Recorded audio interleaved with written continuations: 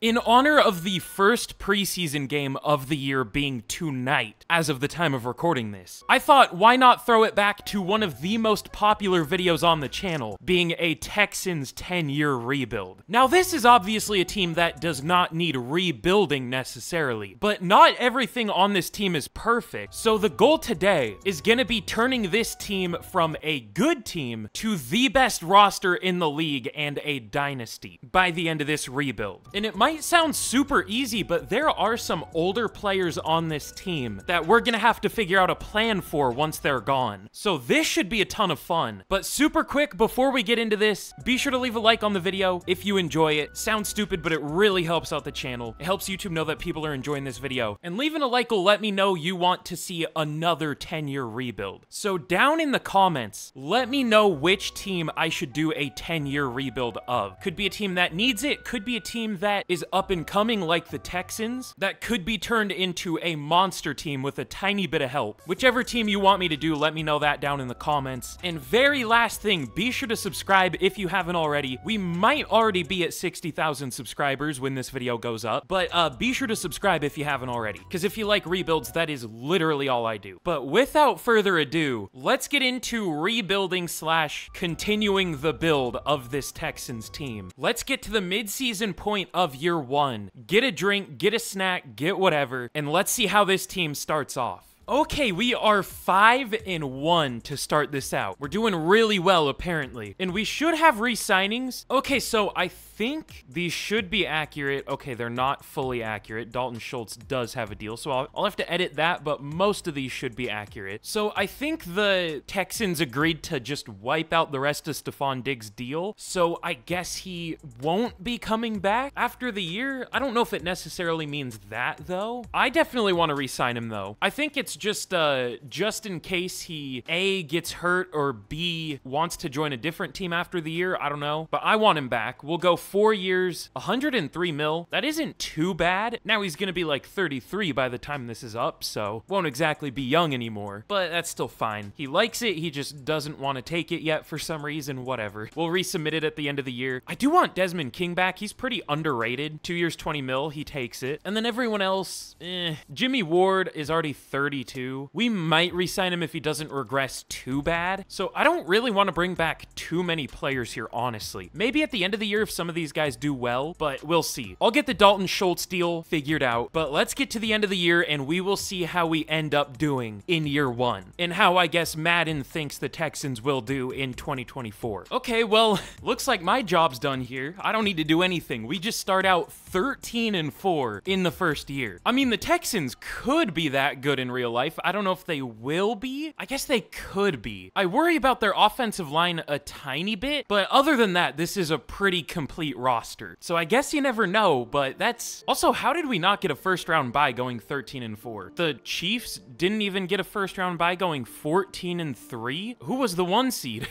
The Ravens at 15-2. Makes sense. I mean, these are all good rosters in real life, to be fair. This was kind of realistic. I don't know if the Falcons will go 12-5, or the Bills, and I think the Eagles will be more in this range through here, but other than that, I guess this all could happen. Very interesting first year, but CJ Stroud, 3,700 yards, 28 touchdowns, 9 picks. Very good year too. I guess it still counts him as a rookie, so he's probably going to win Offensive Rookie of the Year. Oh, and Joe Mixon, almost 1,600 yards, 5 yards per carry, and 16 touchdowns. Also 14 for Dameon Pierce. I kind of wish he didn't get those, because, I mean, imagine if Joe Mixon got 30. I mean, either way, I won't complain, but Dameon Pierce was a big touchdown vulture. But almost 1,400 yards for Stephon Diggs, 14 touchdowns. But other than that, I mean, he really stole all the catches. Only 700 yards for Tank Dell. Only 600 for Nico Collins. I don't know about that. The blocking was insanely good. I don't know if I've ever seen this good of an offensive line in Madden. CJ Stroud only got sacked 21 times. But Azeez Al-Shaair led the team in tackles with 120. TFL's 21 for Hunter. What? 15 for Autry and 14 for Anderson. But our sack numbers, Danico Autry led the team in sacks. He's going to be suspended for the first 6 games of the year. If he leads the Texans in sacks this year in real life, I guess I don't want to place some crazy bet on that, but this might be one of the dumbest things I've ever seen in Madden. Danielle Hunt, and that's saying it, like, that's a crazy thing to say, but Danielle Hunter only 5.5 sacks, 3.5 for Will Anderson.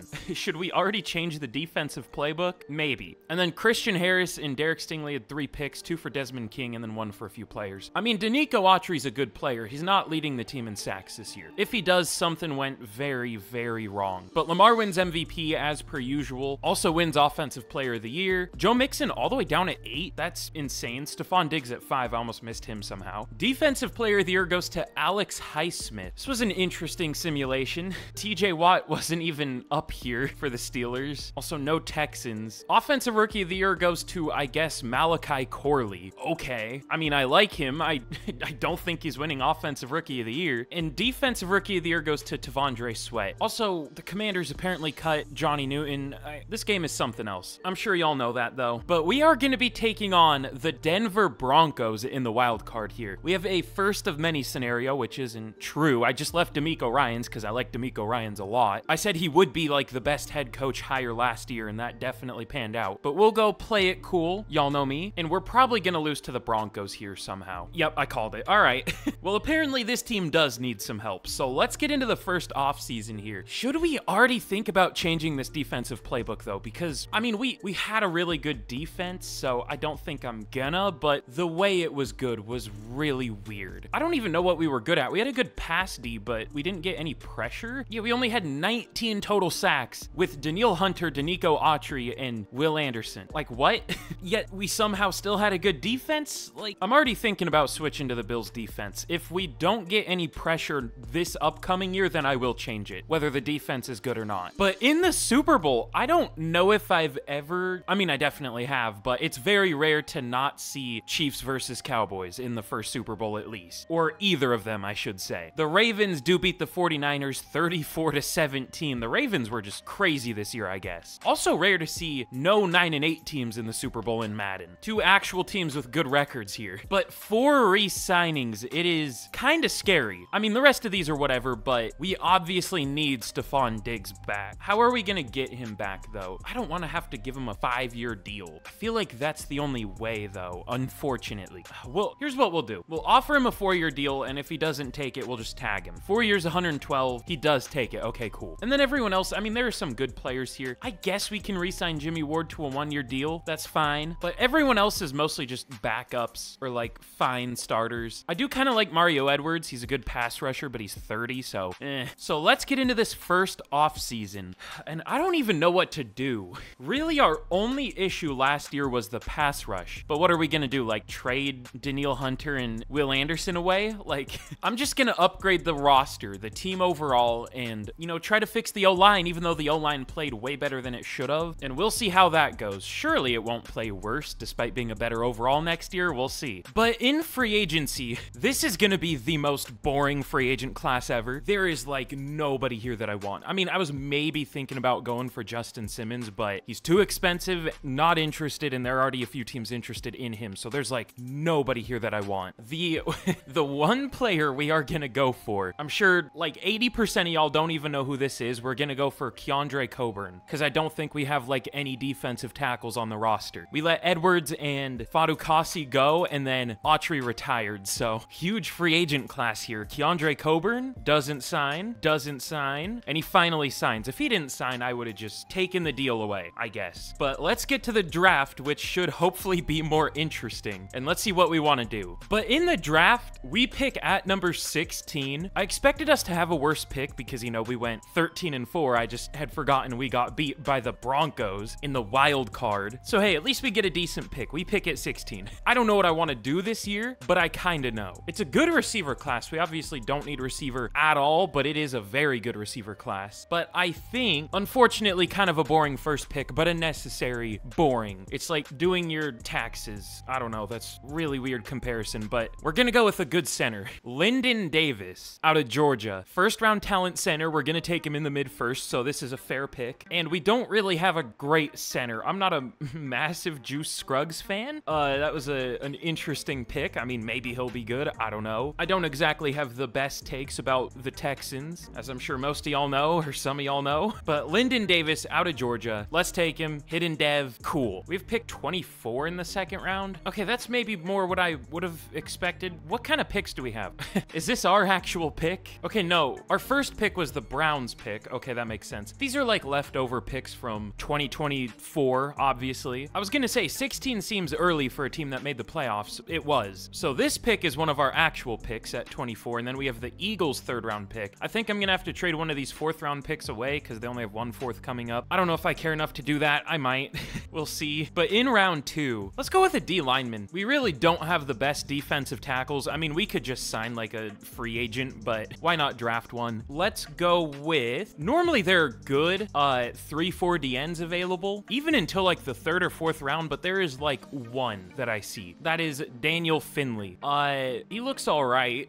I mean, he has good ratings, but he's 23 and he's strong, but he isn't that fast. He's probably like a 72 overall, but if we move him to D tackle, he'll go up in overall, so I'm fine with that. Normal dev, whatever. Again, we're doing our taxes this year. That's such a stupid analogy. We're building the trenches. We're having a not super exciting draft, but we're having like an Eagles type draft. You know what I'm saying? Build the trenches because the trenches are valuable. I just want to say, I don't know who to take here. This is a horrible draft class. I mean, there might be some decent players in here, but this sucks. There is nobody good, at least that I can see. I mean, there are centers. We already took a center. Guess I could take another one and figure out where to play him later. Like Shaq Mason's old. Maybe we'll play one of them at guard. I guess we could do that. That's so boring. Whatever. How does Paul Hill look? Pretty good. I might just go with Cade Keller because he's a guaranteed first to second round talent. Sure. Hey, he has hidden dev. That's cool. But here's how we did in the draft. It was okay. Wasn't great, but it was solid. Lyndon Davis is a 76 overall. Good player. Why did I go am I okay? I wanted to get to ratings, so instead of just moving one to the right, I went all the way around to the left. I don't know. He's a good center. He's already almost a top 10 center, ranked 13 before he's even played a snap, so I would say that was a pretty good pick. Then Daniel Finley is a 75 at defensive tackle. I think that's what I predicted, but he was a 73 at defensive end, so close enough. He's good. And then Cade Keller isn't too much worse than Lyndon Davis, so we'll see who we want to play at guard. Let's see. Cade Keller's 297. Davis is 298. Okay. Not much of a difference. Probably Keller. I don't know. We'll see when one of them actually has to play. For this year, who cares? And then BJ Sharpton, he's a very good man corner, but he has 62 zone. Also, it's weird. Wouldn't you think a good man corner would be a fast corner? He only has 88 speed. Some of the players in Madden don't really make sense, but that's okay. He looks okay. And then I took James Britt, and then Desmond Conley was my last pick. So not the best draft ever, but I mean, it wasn't horrible. Like, we know we got at least 3 first-round talents, so I would say that's pretty good. Oh, and it looks like this was actually a really good class early on, but by the time we picked, I mean, there were good receivers, I was right, but we didn't need one. Okay, pretty much all the good players were gone by the time we had a pick. So we did about as well as we could have. Ooh, Jason McIntyre, round 3. That was a good center, but he was already gone by the time we took Keller, so whatever. But let's get into year 2, and we'll have to see how we do. I know we got slightly better, but we didn't get much better, and usually if you even do get better in year 2, like dramatically better, you'll still underperform, so I wouldn't be stunned if we go like 8 and 9 this year. We'll just see what happens. We'll try to bounce back in year 3. But all right, here we are heading into year 2, up to an 82 overall. We're looking good. CJ Stroud already almost at a 90 overall, gonna be up to an 88, so that's cool. And the O-line should be better this year, even though it was great. I mean, I know it won't be, and that's gonna be the downfall of our team, but it was really good last year, and it should be even better this year. And this receiving core is obviously still insane. We really haven't done much to this offense. I mean, I guess we did with the O-line, but I guess I could have also just not added any linemen and tried to run it back with the group we had last year because they did well, but A, it doesn't work like that in Madden, and B, I needed something to do in the draft, so we did that. The defense is interesting. I picked up Grover Stewart. He was just an unsigned free agent, so he'll be our #1 D tackle this year. This D-line is still disgusting. I mean, Will Anderson, Grover Stewart, Danielle Hunter, and then 2 good rookie D tackles, so should be really good. Hopefully better than last year at least. And then other than that, the defense is pretty much the same. I kind of want to add a really good linebacker in the offseason, but if Christian Harris keeps developing, then that would be fine. We'll see. I definitely want to sign more free agents this offseason, assuming there are actually some, unlike last year. But let's get to the midseason point, and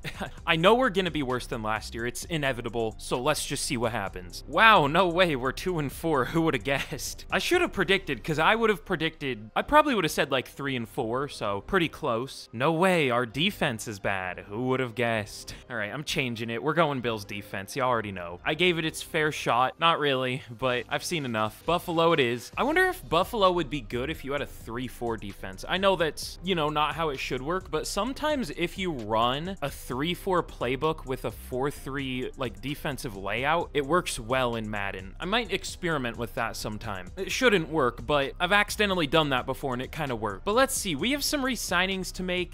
Do we? Maybe we don't. We'll have the 5th-year option for Derek Stingley and Kenyon Green. Probably won't bring back Kenyon Green. Grover Stewart we could bring back, we'll see. I don't know why he was just a free agent. I guess the Colts cut him because he was like a week 4 free agent. I don't know why they would have done that, but they did apparently. So let's get to the end of the year. I do want to check though. How's the offensive line doing? Okay, CJ Stroud is doing very well, so maybe the line isn't too bad. No, it's not too bad. Only 6 sacks allowed through 6 games. Even better than last year so far, so it really is just our defense. Well, our offense wasn't good either. What? Okay, yeah, we need to change the playbook. Daniel Finley, a run-stopping defensive tackle, is leading the team in sacks with 4. Danielle Hunter has 1.5, and Will Anderson Jr. has half of a sack. Yeah, the Texans defense ain't it, apparently.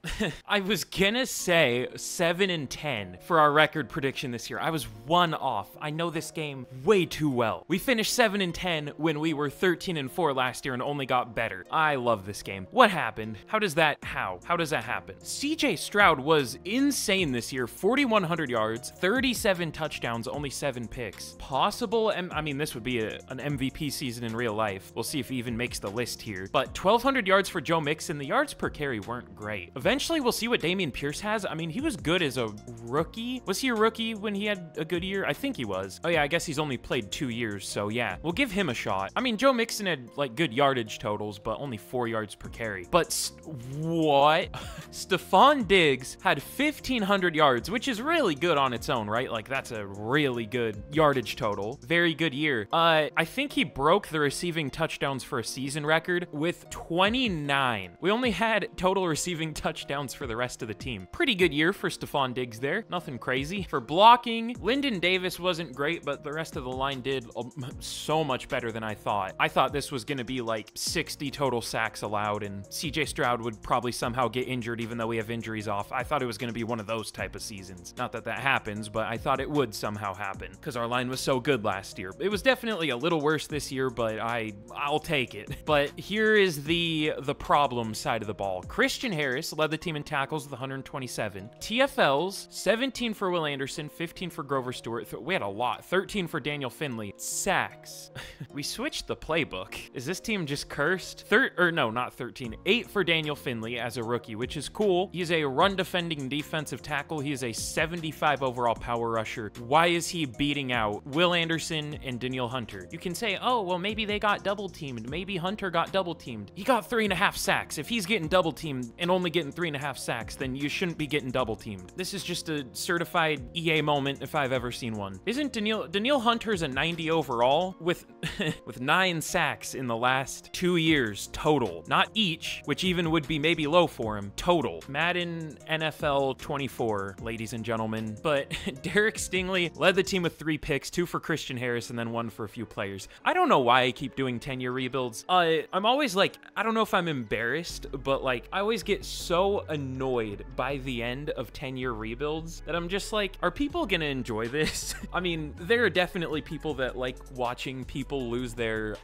mental. So if you like that, then go watch my 10-year rebuilds, all of them, because you'll experience that in all of them. Speaking of losing my mental, Dak Prescott wins MVP with Trevor Lawrence at 2 and Jalen Hurts at awesome. CJ Stroud at number 6. Stephon Diggs, kind of surprised he wasn't up there for MVP, not gonna lie, but he does win Offensive Player of the Year. Defensive Player of the Year goes to Quinnen Williams, that's cool. Offensive Rookie of the Year, did we have any offensive rookies that weren't linemen? Did I draft a single one? I don't think I did. So no, we don't have anyone up here. It goes to Craig Meeks. Of course, a division rival would get a quarterback who's up there for MVP as a rookie that we'll have to deal with for the next like 10 years. But Defensive Rookie of the Year goes to Daniel Finley. That's cool. Can't wait for him to get 8 TFLs and 2 sacks next year with the same amount of playing time. I need to take like deep breaths already. Our defense did get much worse after we changed our defensive playbook, but that always happens. We're just hoping it can be better next year. So let's get into the offseason here. What do we do with this team? Our only problem was pass rush. We have the same dilemma going into the offseason here as we did last year. I was hoping it would get better, but it was arguably worse. I think it might have been worse. How many total sacks did we have? Last year we had, what, 19? This year we had 21, so I guess it got a little better, but barely. But now in the offseason, we'll pick up the 5th year for Derek Stingley, obviously, who now isn't interested, unfortunately. Couldn't imagine why. And then we don't really have much money. We'll see. We might re-sign Grover Stewart in free agency. He is interested, so let's see who's available. But in free agency, it is a solid class, so we're gonna try to sign a few players. But the thing is, we really don't need that many free agents. Like, we already have a good team on paper. Really, the only thing I would look for is a linebacker. There is Dre Greenlaw. I don't know if I want to pay him 20 mil a year, though. Probably over that, because he has three other offers already. So I'm probably good there. So we're just gonna go for a couple. We're gonna go for Zadarius Smith, and we'll try to bring Grover Stewart back. I want Zadarius Smith because, you know, our pass rush hasn't been good, but the Steelers also want him. So whichever team he goes to, he's gonna be like the 3rd guy, despite being an 86 overall. He could maybe start for us just because our players have been so terrible there. He'll probably go to the Steelers because we weren't very good this year. Even if he does, though, that's fine. Let's see if these two players want to sign. Oh, we do get both of them. Okay, cool. So we didn't make as many moves this offseason as I thought we would, but again, we just don't really have too many needs on paper. We just need our good players to play well, which is a tall task in Madden. Is that the saying? Tall task? Am I mixing them up? I don't know. But on a positive note, CJ Stroud went up to X Factor. That's cool. But we could also use a safety. That might be something we do in the draft. That'll give us a position that we actually might need in the draft. And also, Daniel Finley went up to Superstar Dev, now up to an 80 overall, so that's really cool. Oh yeah, he only had normal dev to begin with, so he went up. I don't know why I went to stats. I meant to go to progression history, but he went up 2 dev traits. He got rewarded twice with Defensive Rookie of the Year. Okay, we'll take it. He shouldn't have done as well as he did, but we'll take it, I guess. Also, Desmond King went up to Superstar. We got a couple dev traits on defense, despite it being, what, ranked 30th in the NFL? But hey, we'll take it, and let's see what we can do in the draft. Hopefully better than last year, but last year's wasn't bad, so we'll see what we can do. Okay, this is a very, very good looking draft class. We'll get to our pick and we'll see who's still available, but there are some insane looking defensive players. I don't know who's going to be available, but a lot of them were projected to be here by like mid-first, so we'll see. Okay, all the corners are still here. There's JC Sprinkle. I see the last name Sprinkle in Madden a lot. He ran a 4.29. Now, corner isn't necessarily the biggest need. You know, we have Kamari Lassiter. I like Kamari Lassiter, but he ran like a 4.65. That just doesn't work in the NFL at corner. I mean, maybe he'll be good, but name me a starting corner in the NFL that ran a 4.65. I'll wait. I mean, maybe there's one, but, or I think it was a 4.65, something like that. So this would be a slight upgrade speed-wise. But yeah, we have solid corners is what I'm trying to say, but nothing that's irreplaceable other than Derek Stingley. And there's also Chad Windsor, who also looks insane. Not as fast, but he probably has comparable speed, which is stupid. It's like a 0.16 difference in 40 time, but Sprinkle probably only has like 95 speed because EA. I'm not even 100% sure that he's better than Windsor, though. I mean, he has the speed, but Windsor has better play rec and possibly better zone, so I don't know. But I'm not even sure if we're going to go with one of the corners because the defensive tackles this year are also crazy looking. Now, I don't think we're actually going to go with one because we have enough, but both of these guys, Martin Sanders and Trevor Richards, 2 very generic names, but they both look very good. But yeah, we don't really need a defensive tackle. I just wanted to point them out. So I think we are gonna go with JC Sprinkle. We'll take the faster player. I'm gonna guess 97 speed, 92 acceleration, because I know solid is 90 usually. I'll guess 92 and then 97 speed, which a 4.29 should be like. If you only have 92 acceleration and you're running a 4.29, then that means you probably should have 99 speed, but we'll see. Okay, even slightly worse than I expected. 97 speed, only 91 acceleration. But hidden dev should be really good. We'll take it. Now we have an insane corner duo between Sprinkle and Stingley. But let's just keep building this defense. I mean, we might as well with how bad it's been.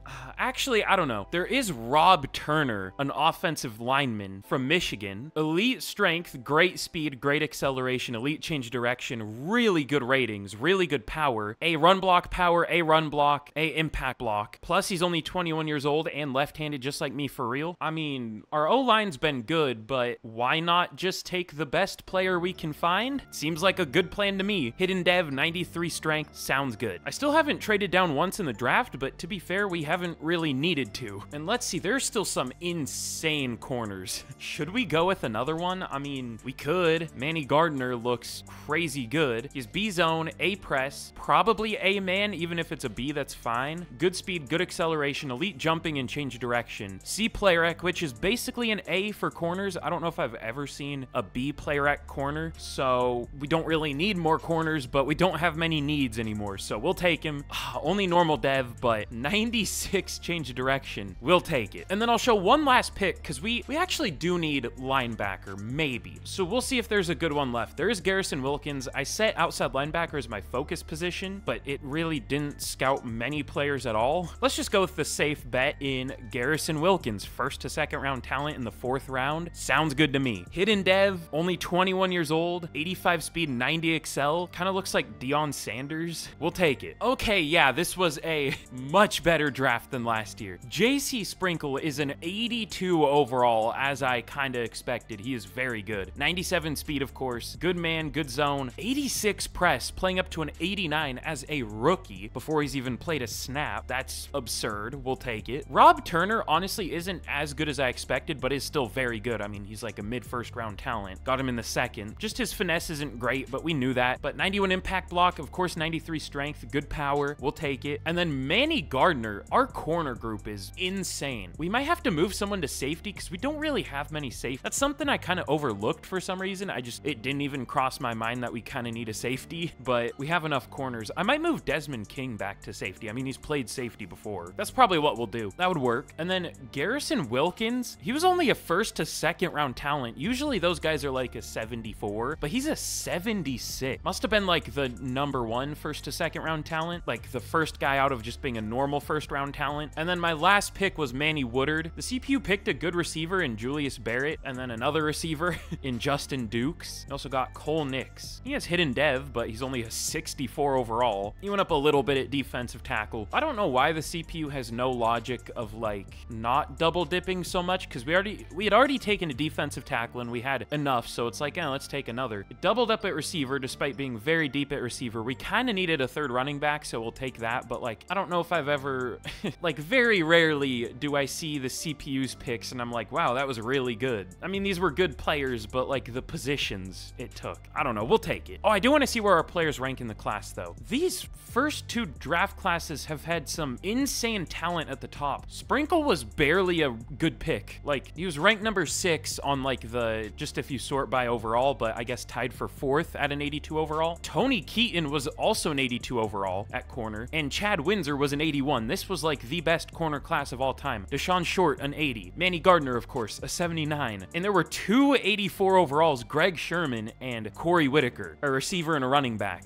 What an insane class. Thankfully, I don't see any division rivals picks up here, so that's good. The Colts got a good D tackle, and the Titans got a good receiver, but nobody like an 80 plus, so I'm happy about that at least. But here's a look at the team heading into year 3. Let's hope we can be, good this year. We have an 88 offense, 84 defense. This offense should at least be very good, and it has been. I mean, last year it wasn't great, but the year before then it was good. And hopefully this defense can play better than it has. We changed it up a little bit, mostly in the secondary, and we'll see how Wilkins does as a rookie. But man, it really hasn't been great on this side of the ball yet. Hopefully that changes though, now that we'll have a new defensive playbook for a full year. But players are developing at the very least. Like Stingley's at a 90, 91 with morale. Anderson's almost at a 90 up to an 88. We're really developing the young players. It's just, hopefully we do well. That's really all I can ask. Oh yeah, and we'll also start Dameon Pierce at running back. We'll see how he does, because Joe Mixon wasn't great last year. We'll see though. I'm not sure that I've used Dameon Pierce in this game once. I don't know why that is necessarily, but I just have no idea how he does in this game. I think he was good in Madden 23. That doesn't always translate though. But all right, let's get to the mid-season point of year 3 and we will see how this team does. Okay, we are 3-4 at the mid-season, and I think it is unfortunately time to trade some players away, because we have a ton of re-signings here. I guess not a crazy amount, but but, you know, quite a few starters. And then we'll have the 5th year for CJ Stroud and Will Anderson, and then we'll have to pay them after that. So this team is going to get expensive. I wanted to win in this, you know, window before we have to pay CJ Stroud, but we are massively underperforming, of course. So Danielle Hunter, I did check his stats already, and he is having his best year so far. He has 3 sacks, which doesn't sound like a lot, but he's only played like 200 and something snaps. We're rotating him with Zadarius Smith. So really, if he was playing full time, he would probably have like 6 sacks right now. But I think it's pretty safe to say that we're not going to be re-signing him. We'll trade him to the Commanders for a 2nd round pick. You know, I think he'll be really good in real life, but Madden apparently doesn't agree, so we'll get rid of him. And I don't know if we're going to re-sign anyone here. We'll re-sign Jalen Petrie, actually. He hasn't really developed much here. He's already 26, which isn't bad in real life, but in Madden, it's kind of hard to develop players past like 23, so we'll still re-sign him. He's cheap. Christian Harris, I definitely want back. 4 years, 22 mil. He takes it. Dalton Schultz, I don't want to give him a 4-year deal. I know he won't take 2, though. We'll see if he does. Oh, he does. Okay. I don't know if I've ever had a player accept a deal where I lowered the years. That's crazy. And now we are already down to 2.9 mil in cap space. So we're gonna have to figure something out, which that's fine. We should be able to restructure a ton of deals at the end of the year and cut some players, because we'll definitely need to sign a running back. I don't know if it's gonna be one of these two, because Dameon Pierce isn't doing super great this year. I mean, 400 yards isn't bad, but only 3.6 yards per carry when we have a pretty good offensive line. So I don't know. We'll see what happens the rest of the year. We have a lot of issues still for some reason. It isn't even really our sacks on defense though this year. We're number 4. We'll see. We'll see what happens. Let's get to the end of the year and hopefully we can bounce back at least a little bit, maybe. Okay, wait a minute. We did bounce back. I thought we were just gonna completely tank and finish like 5-12 or something because we have a good roster, but we finished 10-7 and we make the playoffs. We definitely should have been better still, but hey, we'll take it. We made the playoffs. I do want to see though, we're at an 89 overall. Where does that rank? I mean, we already have a crazy good roster. Do we already have almost the best roster in the league? The 49ers have an 88, so we're better than them. The Eagles have a 90, so they're better, and then the Chiefs, they only have an 88. We have the 2nd best roster in the league after we traded away Danielle Hunter. Oh, do you see the 3rd player listed there? JC Sprinkle apparently has X Factor. I haven't checked any of the dev traits yet, but there's a little spoiler there. But let's see, let's check out the stats first. We definitely should have done better than this. I mean, clearly, we have the 2nd best roster in the league, but at least we made the playoffs. But CJ Stroud, 4,000 yards, 30 touchdowns, only 6 picks. He was very good. 1,200 yards for Pierce. He definitely bounced back, 4.2 per carry. Fumbled 4 times, so that's not great, but Stephon Diggs, 1,200 yards, 11 touchdowns, good year. I'm glad we were a little more spread out on offense rather than Diggs getting like literally 1,500 yards and 29 touchdowns. Tank Dell with 900 yards. I wish Nico Collins would get more involved here. I don't know why Madden always goes 1, 3, 2 with their receiving order instead of 1, 2, 3, like who gets the most targets. Well, I guess Nico Collins got more targets, but Tank Dell just had a lot more yards per catch. I don't know, whatever, that's fine. But the blocking was really good once again. We still haven't had that Laramie Tunsil 22 sacks allowed type year. I mean, he shouldn't be allowing 8, but I've seen much worse, believe me. And then Garrison Wilkins led the team in tackles as a rookie, 109, 105 for Christian Harris. TFL's 23 for Will Anderson and Daniel Finley, 17 for Smith, 15 for Stewart, and apparently Danielle Hunter was just the curse. Will Anderson finished with 15.5 sacks, 13 for Zadarius Smith. Okay, this is the power of the Bills defense, I guess. Daniel Finley, I mean, I think I predicted like 2 sacks from this year. 3 wasn't too far off, but very much did not fall off in terms of TFLs. You know, as it should be. He's a better run defender than he is a pass rusher. And then interceptions, this is always the negative of the Bills defense. 2 for Harris and Gardner, and then 1 for a couple players. But MVP goes to Mahomes. Big shocker there. CJ Stroud at number 9, despite how good of a year he had. Just quarterbacks in Madden do way too well. Will Anderson, of course, gets cucked for Defensive Player of the Year. Max Crosby wins it. Zadarius Smith at 9. So we did have 2 players up there. I thought we could have 3, but we'll take 2. And then we didn't have any offensive rookies, but Defensive Rookie of the Year. I don't know who would be up here other than the linebacker. Oh, okay, not even close. Devin Stanton wins it for the Jets. Garrison Wilkins all the way down at 7. Manny Gardner at 8. And no Sprinkle at all. That's tough. I guess he didn't really do much, did he? But let's check out our dev traits. We know one of them. So on offense, Turner didn't play, so his isn't revealed yet. But on defense, oh, okay, so not only does Sprinkle have X-Fact, but Wilkins has Superstar. Okay, I mean, we needed a linebacker, and now we have a guy who's already an 80 overall at 21 years old with Superstar Dev. He could be a 90-something in just a few years. So we solved that problem. And then we have a few that aren't revealed yet at defensive tackle, but hey, we'll take that. Usually we just get a bunch of star devs when we get good overall players. But now we have to face our demise here. We are going to be playing the Jacksonville Jaguars in the playoffs. If you've seen these videos before, y'all know how that goes. I don't know if we've ever beaten the Jaguars in the playoffs in Madden. Now that I say that, we're going to beat them here, which, I mean, I would be okay with, but let's see what happens here. Our division rival, we're 4 overall better than them and at home. They beat us 28-0. Madden's a perfectly fine game. There's nothing wrong with the simulation in this game is great. I already feel the voice is getting louder, and we're only in like year 3. That's tough. We're in for a long one today. What a Super Bowl.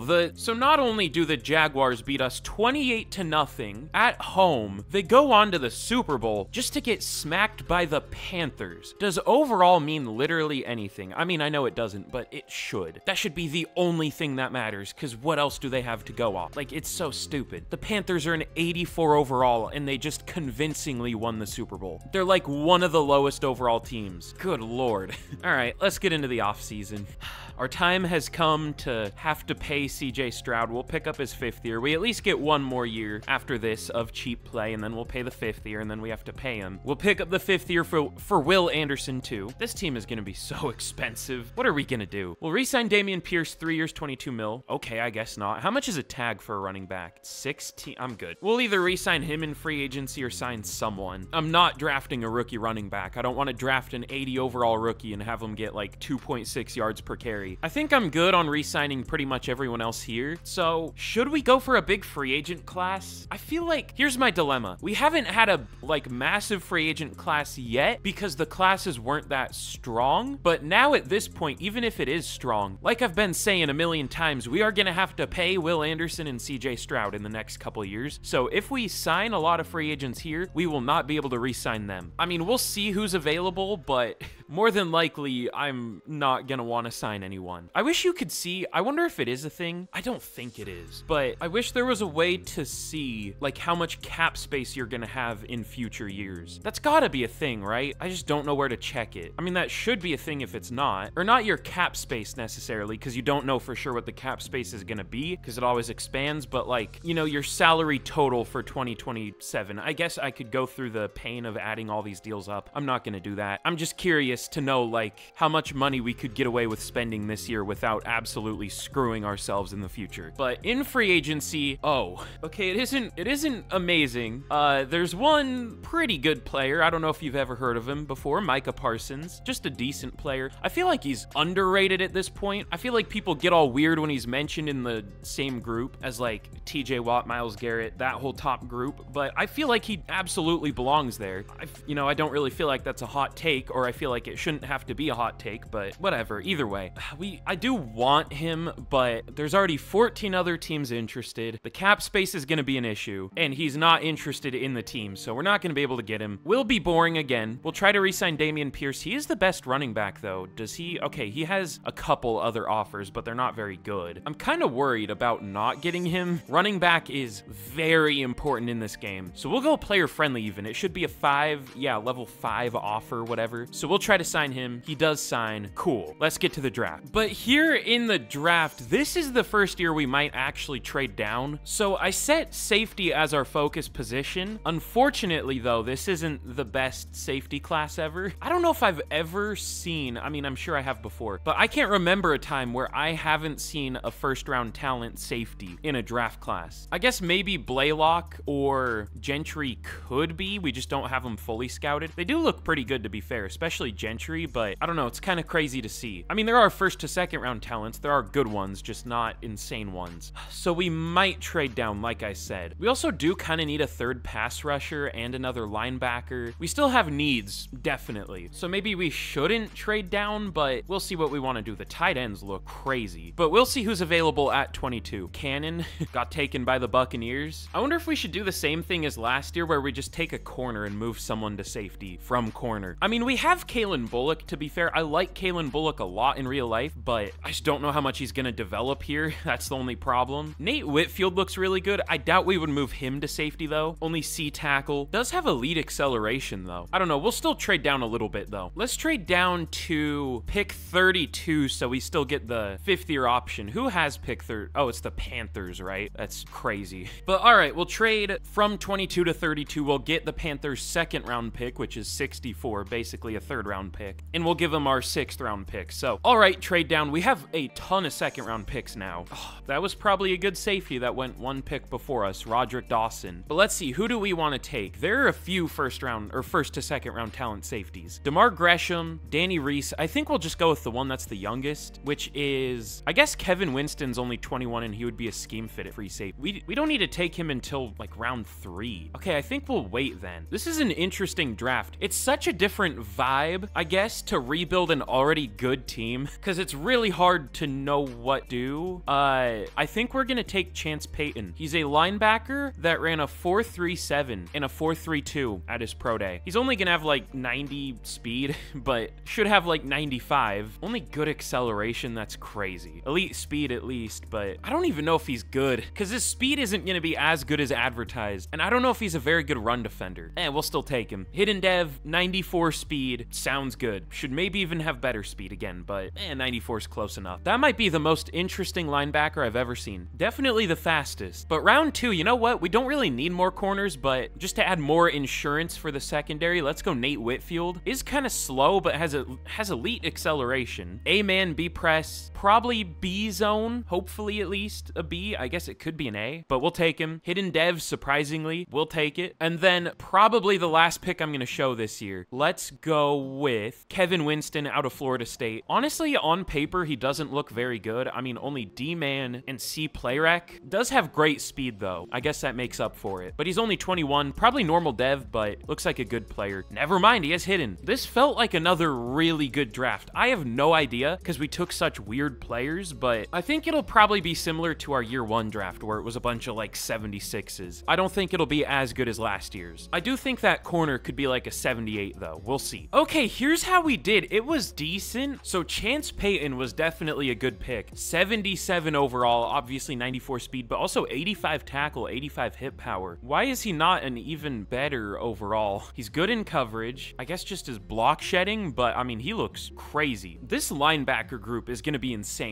Definitely don't have to worry about that anymore. And then Nate Whitfield, not as good as I expected, but I mean, close. He's a 77. I thought he'd be a 78. Looks like a good player. Another guy that I'm surprised isn't an even better overall because he has good ratings, just not the best speed. And I guess play rec and awareness could be a little better. And then Kevin Winston is a 75. Definitely a good pick there. We'll have to see if we want to start him or what we're going to do in the secondary this year. Then my last, I guess, 3 picks were Kai Richards, a good pass rusher, 74 overall. Kind of rare to find a good pass rusher after like round 2 or even early round 2, but 90 strength, 78 speed, 77 power moves, we'll take it. Jason Sears, we draft, this wasn't a necessary pick or anything, but he looked really good on paper. He's just okay. He's a 73 at defensive tackle. He had like all A's and B's. I guess just his play rec isn't very good. And then my last pick was Brendan Weaver, a 71 overall linebacker with hidden dev. So really good draft. Not as good as last year, but about as good as the first year. And then the CPU pick, another pass rusher and another safety, 2 positions we had already picked. I knew I should have looked at the O-line. We didn't need any more linemen necessarily, but Levi Chamberlain, 84 overall guard, went to the Lions, 98 strength, and of course he's a finesse blocker. Oh, okay, that kind of makes sense. He has 78 speed. What was his 40 time? Did he run like a 4.7? This might be the fastest lineman I've ever seen. What was this draft class? It wasn't necessarily the strongest, but it was maybe the fastest I've ever seen, at least for a few positions. What an interesting class. But let's get into year 4 and we will see how the team's looking. But okay, here's a look at the team heading into the year. Still just looks like the Texans, but even better with this offensive line, of course. But just hopefully we can do as well as we should this year. We have a 91 overall offense. Surprisingly, only an 85 overall defense, but it should develop a ton throughout the year. I mean, this defense is almost all year 3 or less players. Like, this is a very young defense is what I'm trying to say, with of course very good dev traits. So I wouldn't be surprised if we're like a 90 something at the end of the the year if we do well, but that's the thing, if we do well. You never know how your team's gonna do in simulation. I know we're not gonna do super well, but hopefully we can do well. I mean, we were really good in the preseason, if that counts for anything. Also, I don't point out preseason results that much, but we were 3-0, the Jags were 3-0, the Colts were 3-0, and the Titans were 0-3. Interesting.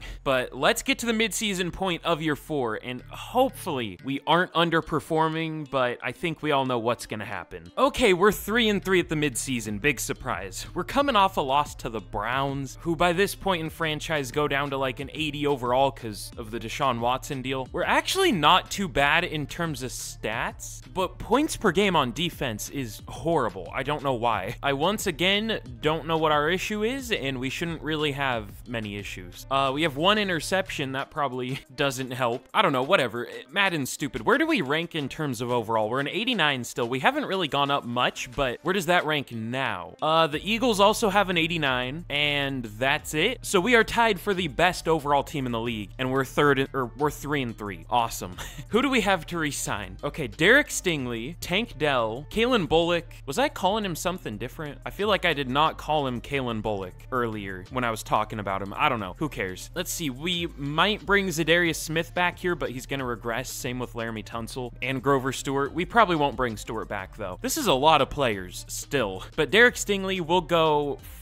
Honestly, he hasn't been very good, but he's kind of necessary, I guess, on paper at least. This year he has 0 picks and only 1 pass deflection so far. That's great. But we'll see. 4 years, 86 mil. He takes it. Tank Dell, he'll probably be our number 1 eventually because he's the youngest out of the players, out of the receivers we have. And he really isn't very expensive. We'll go 4 years, 56 mil. He takes it. And then everyone else I think we'll wait on just because, again, they're going to regress. So, all right, we'll see how we finish. If we make the playoffs, good. If we don't, then I won't be surprised because EA. But we have to figure something out. I mean, this should be a good team, obviously. We have the best overall team in the league, tied for it. Usually it's just more clear-cut. Oh, hey, our average of like 87 overall offensive line, one of them is allowed 10 sacks through 6 games. We'll just bench him and it should get better. But that isn't really the problem here. I don't know. We'll see what happens. Let's get to the end of the year. I don't know. But okay, here we are at the end of year number 4. And, you know, if you've seen one of these videos before, y'all know why we're here. So if you haven't already, be sure to leave a like on the video. Be sure to subscribe. I would very much appreciate it. As I always say, it sounds stupid, but it really does help out the channel. And like I said earlier, be sure to leave a like if you want to see another 10-year rebuild. And let me know what team I should rebuild down in the comments. I'm sure most of y'all will say a worse team than the Texans, because this is a team that doesn't need a rebuild again, but I just wanted to rebuild one of the teams that we're playing now last night at the time of recording this. And I've already done a Bears 10-year rebuild a few times, so I thought this would be fun. But at the end of the year, we are up to a 90 overall. CJ Stroud is almost a 99 overall. I mean, he's playing up to a 99 overall with morale. So basically a 99, which is insane. And then on defense, we got some pretty good dev traits. So kinda unsurprisingly, Chance Payton has X Factor, which is crazy. We're number 91. I don't know if I love that. I think I'm gonna change it. We'll go 52, I guess. That's probably retired. I don't know retired numbers. And then Kevin Winston surprisingly has superstar. We're getting really lucky with the dev traits here. It's just, will it matter? Will these players actually play well, or will they just be a good overall that plays terribly, which is usually the case. I don't know. But in year number 4, we finished 10-7 and we made the playoffs, thankfully. We should have gone like 14-3, 13-4, something like that, but whatever. What can you do? I mean, I can force wins, which I'm always tempted to do, but I won't. But CJ Stroud, good year, 3,900 yards, 30 touchdowns, only 7 picks. Like, half wondering if we should switch to a more pass-heavy offense, just to, you know, use our insane weapons in CJ Stroud. But Dameon Pierce was good, almost 1,400 yards. How run-heavy are we? 4.3 per carry, 16 touchdowns. David Montgomery also had 117 attempts. We had almost 450 between just our top 2 running backs. Crazy. But Stephon Diggs, almost 1,200 yards, 17 touchdowns. 800 yards for Dalton Schultz. I kind of wish he was the fourth option here. Nico Collins only 700 yards and Tank Dell with a spooky number there. But the blocking was really good. I think, you know, our blocking probably has been good just because of how little we've passed. Not many opportunities to get sacked if you're not passing much. But on defense, 119 tackles for Peyton led the team as a rookie. TFLs 17 for Finley, 16 for Zadarius Smith, 10 for Will Anderson, and sacks 14.5 for Will Anderson. We just needed to get rid of the curse that is, why can I not remember his name? Good Lord. I'm wanting to say Danico Autry. I mean, we had him, but am I stupid? I'm wanting to call him DJ Wanham now. Wrong Vikings edge rusher last year. Daniil Hunter. What? I'm stupid. Now that we got rid of Daniil Hunter, it seems like our pass rush is much better. I mean, we also switched to the Bills defensive playbook, which actually gets sacks, so that helps too, but 10.5 sacks for Zadarius Smith, of course, 6.5 for Finley, and then picks. Actually not bad for the Bills defense. 2 for Harris, and then 1 for like 6 different players, or 5. I'm still not sold on the Bills defense here, because we allowed the 24th most yards. We're getting sacks, but it's not exactly resulting in a good defense for some reason. But let's see, Stephon Diggs at number 9 for Offensive Player of the Year. Will Anderson all the way down at 6 for Defensive Player of the Year. And of course we get cucked. Stephon Generals wins Defensive Rookie of the Year for the Bengals. Chance Payton at 2. I guess it doesn't matter too much because Peyton already has X Factor, but still annoying either way. Still would have been fun. Nate Whitfield at number 8. I didn't even know what he did. He had a pick. Only 3 pass deflections though in 857 snaps. That's not great. We've really been struggling with pass deflections too. Like, I don't know why the Bills defense is like this. I mean, if anything, I don't know what the numbers are for the Bills, but I feel like they've had a better coverage unit than pass rush unit in recent years. I mean, it's close, but I don't know why the secondary for the Bills defensive playbook is so terrible. I don't know. We'll switch it again, I think. I don't know what I'm going to switch it to because they're all so inconsistent, but it looks like the Cowboys defense gets picks. The Colts didn't allow many yards this year, but I don't necessarily trust that. God, should we try the Vikings defense? Nah, but that's a 3-4. I don't know. People always tell me to try the Raiders playbooks.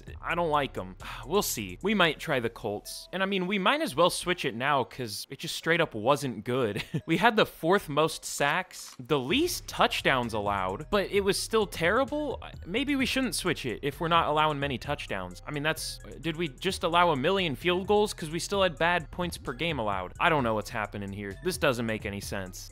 We might run it back for another year. This game is so confusing. But all right, let's lose to the Ravens in the playoffs. I'm ready. Nah, they're an actual good team, so we might beat them. No, we don't. Okay.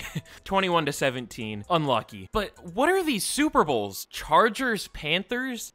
I mean, things are looking up for the Chargers in real life, but oh, they do have an 87 overall team. I mean, they're not close to the best team in the league, but at least they have a good one. The Panthers are still only an 85, and they're in the Super Bowl. Love that. We definitely don't deserve to be there over both of those teams by a landslide. But for re-signings, yes, we'll pick up the 5th year for Lyndon Davis. I mean, he's been good. And then everyone else, I mean, Zadarius Smith I definitely want back, actually. 2 years, 21.6 mil, he takes it. Laramie Tunsil I want back, but he's kind of expensive for his age and how he's been playing. But 2 years, 55 is fine. He takes it. And now we are out of money. So, oh, we're going to be losing Titus Howard. That kind of sucks, but we'll see. We might be able to figure something out. We could try to restructure some deals and sign some players. Again, I'm still worried about the upcoming contracts. Let me see, though. I guess it depends on who's available in free agency. Okay, nobody too crazy. Some good players, but nobody I, like, absolutely couldn't live without or anything. I mean, there's Hassan Reddick, but he's not very good in this game for the most part. He has been, though. Usually he isn't, so I don't know if I trust this, but he has been good. I don't know, though. I feel like he's one of those players that does well, and then we sign him and he gets 2 sacks, literally. Okay, I do at least want 1 player, so let me restructure a deal. Derek Stingley, that should be enough. Oh yeah, and is there anyone we could cut? No. But the 1 player I do kind of want back is Titus Howard, because he's been playing like almost our best lineman pretty much. So we'll see if he resigns. He does. Sounds good. But all right, we pick at number 22 this year. We really have like no needs left on this team though. We are good at like everything. It's just about the team actually playing well, which you can't really make happen necessarily. So really all we can do is just make this team even better on paper. So let's see. This looks like a good safety class, a lot better than last year, but we just don't need a safety anymore. What we do need is a pass rusher. Unfortunately though, I don't see a very good power rusher. Darren Hearns actually looks decent, but apparently he isn't. He's a 2nd to 3rd round talent, which, you know, he would be a good pick in the the 3rd round, but not gonna take him here. I guess we could maybe take a chance on Joe Lawrence, but he has horrible block shedding. Ooh, yeah, I'm good. Okay, so I don't know what I want to do here. We could see if there's like an 85 overall lineman or something. I guess that would be fun. Let's see. Okay, ooh, this guy looks good too, but Sean Stackhouse, 43 bench reps and ran a 4.99. Maybe the best athlete I've ever seen. He's up there. Well, that one linebacker was crazy, but running a 4.99 at 330 is absurd. He looks good though. His finesse is just kind of bad. And then Mike Snell, not as good of an athlete, but still a good one, but maybe better on paper. It's hard to say for sure though. Okay, I don't think there's like an 80 something overall lineman this year, but I do think Stackhouse is good. Not a scheme fit, unfortunately, but a good player, so we'll take him. Hidden Dev. We also could have traded this pick down, I realize that, but whatever. We don't need more players necessarily. And let's see, we could go with a receiver for when Stephon Diggs retires. I don't know if there's a great one though. AJ Herrick doesn't look bad, but he's barely scouted. We'll see. We could just go with a safety because we did lose Kalen Bullock. Byron Albert looks solid. I don't know if he is the best man or play rec, but A pursuit, B zone, sounds good. Normal dev, whatever. I think I'm only gonna show those 2 picks because like we don't need much. I might just simulate the rest of this out. You know what? No, I will take a receiver. Let's see if we can find a good one. Okay, no, actually, here's what I'm gonna do. We'll go with Darren Hearns. He's a fine player. I'm still scared of our pass rush, so he can be good depth. Hidden dev, cool. But okay, this was definitely a draft class, that is for sure. Sean Stackhouse, I should have predicted a 77 because that's exactly what I thought he was gonna be, and he is. 97 strength, 89 impact block and lead block. Really good ratings, just bad finesse, and not that crazy of power. A rare, realistic player, or lineman at least. I mean, realistic is arguable, but I mean, like, he's a really strong guard with good power. And then Byron Albert kind of sucks. I mean, he's good depth. He's a good 3rd safety, I guess. And then Darren Hearns, that was a good pick. I mean, we knew that though. 82 speed though, 85 strength. That's pretty nice. And then my last pick was Ron Ashmore. He isn't great. I just took him because he had elite jumping and then he had like ace catch in traffic or something. He's whatever. So overall, all right, draft class, we'll take it. Oh my God. Okay, I'm glad I checked the best players. This might be, have I ever seen an 86 in just strong draft classes? I don't know the last time I would have, but DeMarcus Strait is absurd. He has 98 speed. I wonder if he ran like a 4.21 or something. I don't even know if that's possible in Madden, but he looks insane, obviously. And then this was a really strong draft class. Tons of 80 overalls. Was Tyreek Thompson available by the time I picked that safety? If he was, I'm not going to be very happy. No, he went like 4 picks before. All right, whatever. But in free agency here, just unsigned free agency, DJ Reader is sitting here. We have like a good defensive tackle group, but we have a lot of younger players that haven't really developed yet. So let's bring in an already good player. We'll bring him back to the Texans, right? Were the Texans his first team? I think so. Yeah, they were. So that should be a big upgrade to this defensive line. I guess literally a big upgrade. But here's a look at the team heading into year number 5 already. We're already about halfway, little less than halfway, but almost there. And we still haven't had a great year other than the first one when our team was like not that great. It was only, what, an 80 overall? And we've been getting progressively worse since then in terms of record. We now have a 91 overall offense and an 88 overall defense. Looking really good. Oh yeah, and by the way, Wilkins also went up to X Factor, so now we have 2 X Factor linebackers. So we should be really good this year. I know I've been saying that for years and we've been underperforming every year, but what can you really do? Eventually, I'm just gonna completely stop caring about our record and just look at the team overall and see how good the team really is. But yeah, we have the best roster in the league at a 90 overall. The Chargers have an 89. They added Cole Kmet, who has X Factor, and they drafted Corey Whitaker, who I think was Offensive Rookie of the Year last year. So they're good, but not as good as us. We have a 90. The next closest is a few teams have an 89, but like we're still better, so we'll see what happens. But all right, let's get to the midseason point of year number 3, and if we're underperforming, I'm gonna change both playbooks, so hopefully we don't underperform.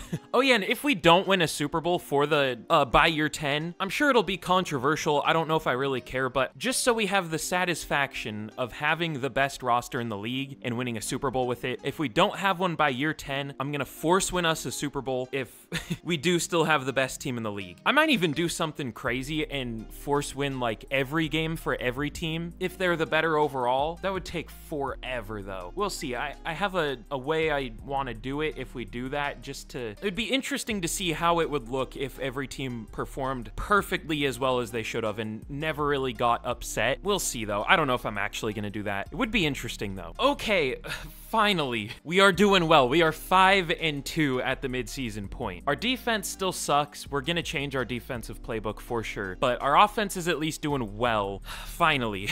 I don't know what we're gonna change our defensive playbook to, but we'll find something out, I guess, or figure something out. Even our offense isn't doing crazy well. I mean, it's doing well, but we have a bad third down percentage. We have the 29th, or I guess 4th most giveaways in the league, so that's not great. Well, we obviously have our big re-signings this year too. CJ Stroud, that's a big contract for Madden. Good lord. He'll definitely get more than this in real life, but for Madden, wait, is this 60 per year? God. That's a long deal, or an expensive deal. I guess both. He is up to an actual 99 overall though. That's a lot of money. We'll see if he takes this though. He does. I'm worried that now that we're re-signing our good players, we're just gonna completely fall off a cliff in terms of performance. Okay, we're screwed. We have 37 mil left, and we still have to re-sign Will Anderson, Daniel Finley, Cade Keller, Stephon Diggs, Dalton Schultz, DJ Reader.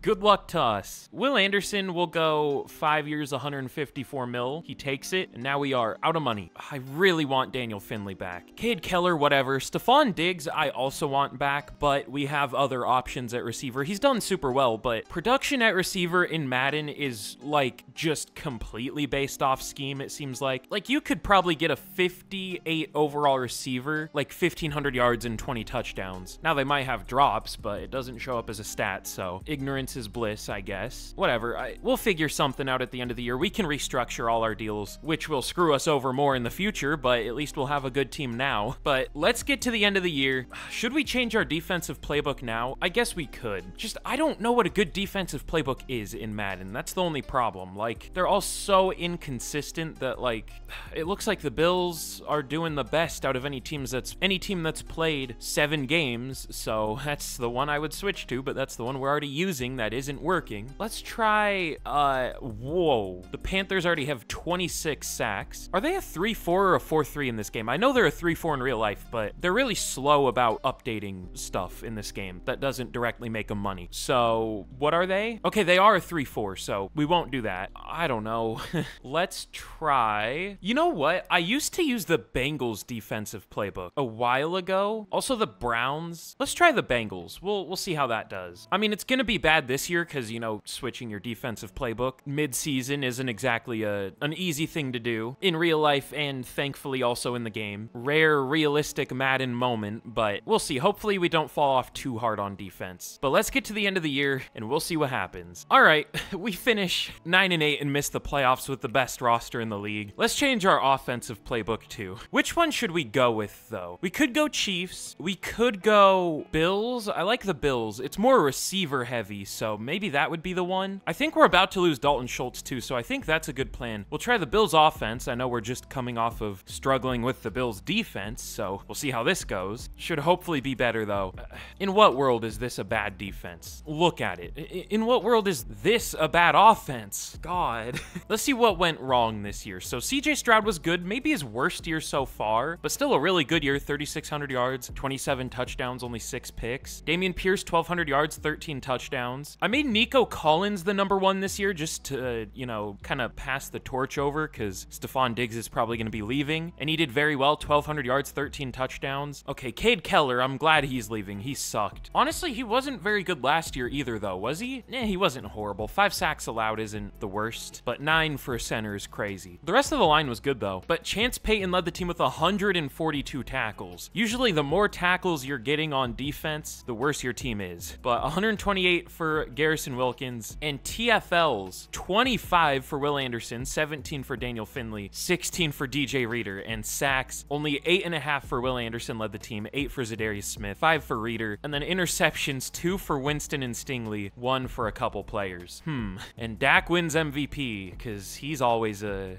MVP winner in real life, definitely. But Nico Collins, number 9 for Offensive Player of the Year. That's cool. I see the Bills are having success with their defensive playbook. They get Greg Rousseau wins Defensive Player of the Year for the AFC, and then nobody up there for either Rookie of the Year awards. I don't even know if we had any rookies playing because our team is so good. All right, let's get into the offseason. We'll see what we can do. And in the Super Bowl, the Panthers win another one. All right, that's cool. Good for them, you know? Sure, whatever. But for re-signings, we'll pick up the 5th year for JC Sprinkle, and we have negative 7.2 mil in cap space. So let's restructure some deals. I doubt we can cut anyone, though. That probably wouldn't save us any cap space. I mean, we could. No, not really. The only one would be Tunsil, and I don't want to release him. So let's restructure, like, every deal on the team, and we'll see if we can keep it together. But, all right, we'll try to re-sign Daniel Finley now that we have 30-something mil in cap space. We'll go 3 years, 52. If he doesn't re-sign, I mean, whatever. He does. Okay, cool. Now, with 16 mil left, I mean, we could almost re-sign Stephon Diggs. Let's see, is there anyone else we want back? Probably not. The major one would be, I guess, probably DJ Reader, because he was pretty good. But if Diggs would come back on a team-friendly one-year deal, which he won't, but if he does, I would be okay with this. He doesn't. Okay, cool. Glad we figured that out. DJ Reader, we'll see. Let's get into free agency. I do want to do something. I mean, we need to do something with this team. Clearly, something isn't right. I mean, I feel like that's always what I end up saying in rebuilds, just because, I don't know, I still have a theory, a conspiracy theory that, like, they coded the game wrong, and the better team you have, the worse you do. That's still the only theory I can go with, because I can't think of anything else. But in free agency, Caleb Williams still only has normal dev here. That's interesting. But there are some pretty good receivers here. T. Higgins, I mean, a 5-year deal would be a long one. We could just draft a receiver. We probably should, because we're already paying 2. I don't want to pay 3 receivers. But there are some good defensive tackles, some old ones. Ooh, also Chris Blackburn, X-Factor safety, who's been playing horribly in coverage, so maybe not. We don't really need a safety anyways. Daniil Hunter's here. Yeah, I'm good. Ooh, Eric Armstead. Eric Armstead is one of the players that does really well in Madden. We might have to pick him up. He could be our savior, which is crazy on a team that, I mean, even on the D-line, he'll probably outperform, like, all of our other pass rushers, including Will Anderson, who's like a 99 overall now, or almost a 99, like a 96. But we'll try to sign him.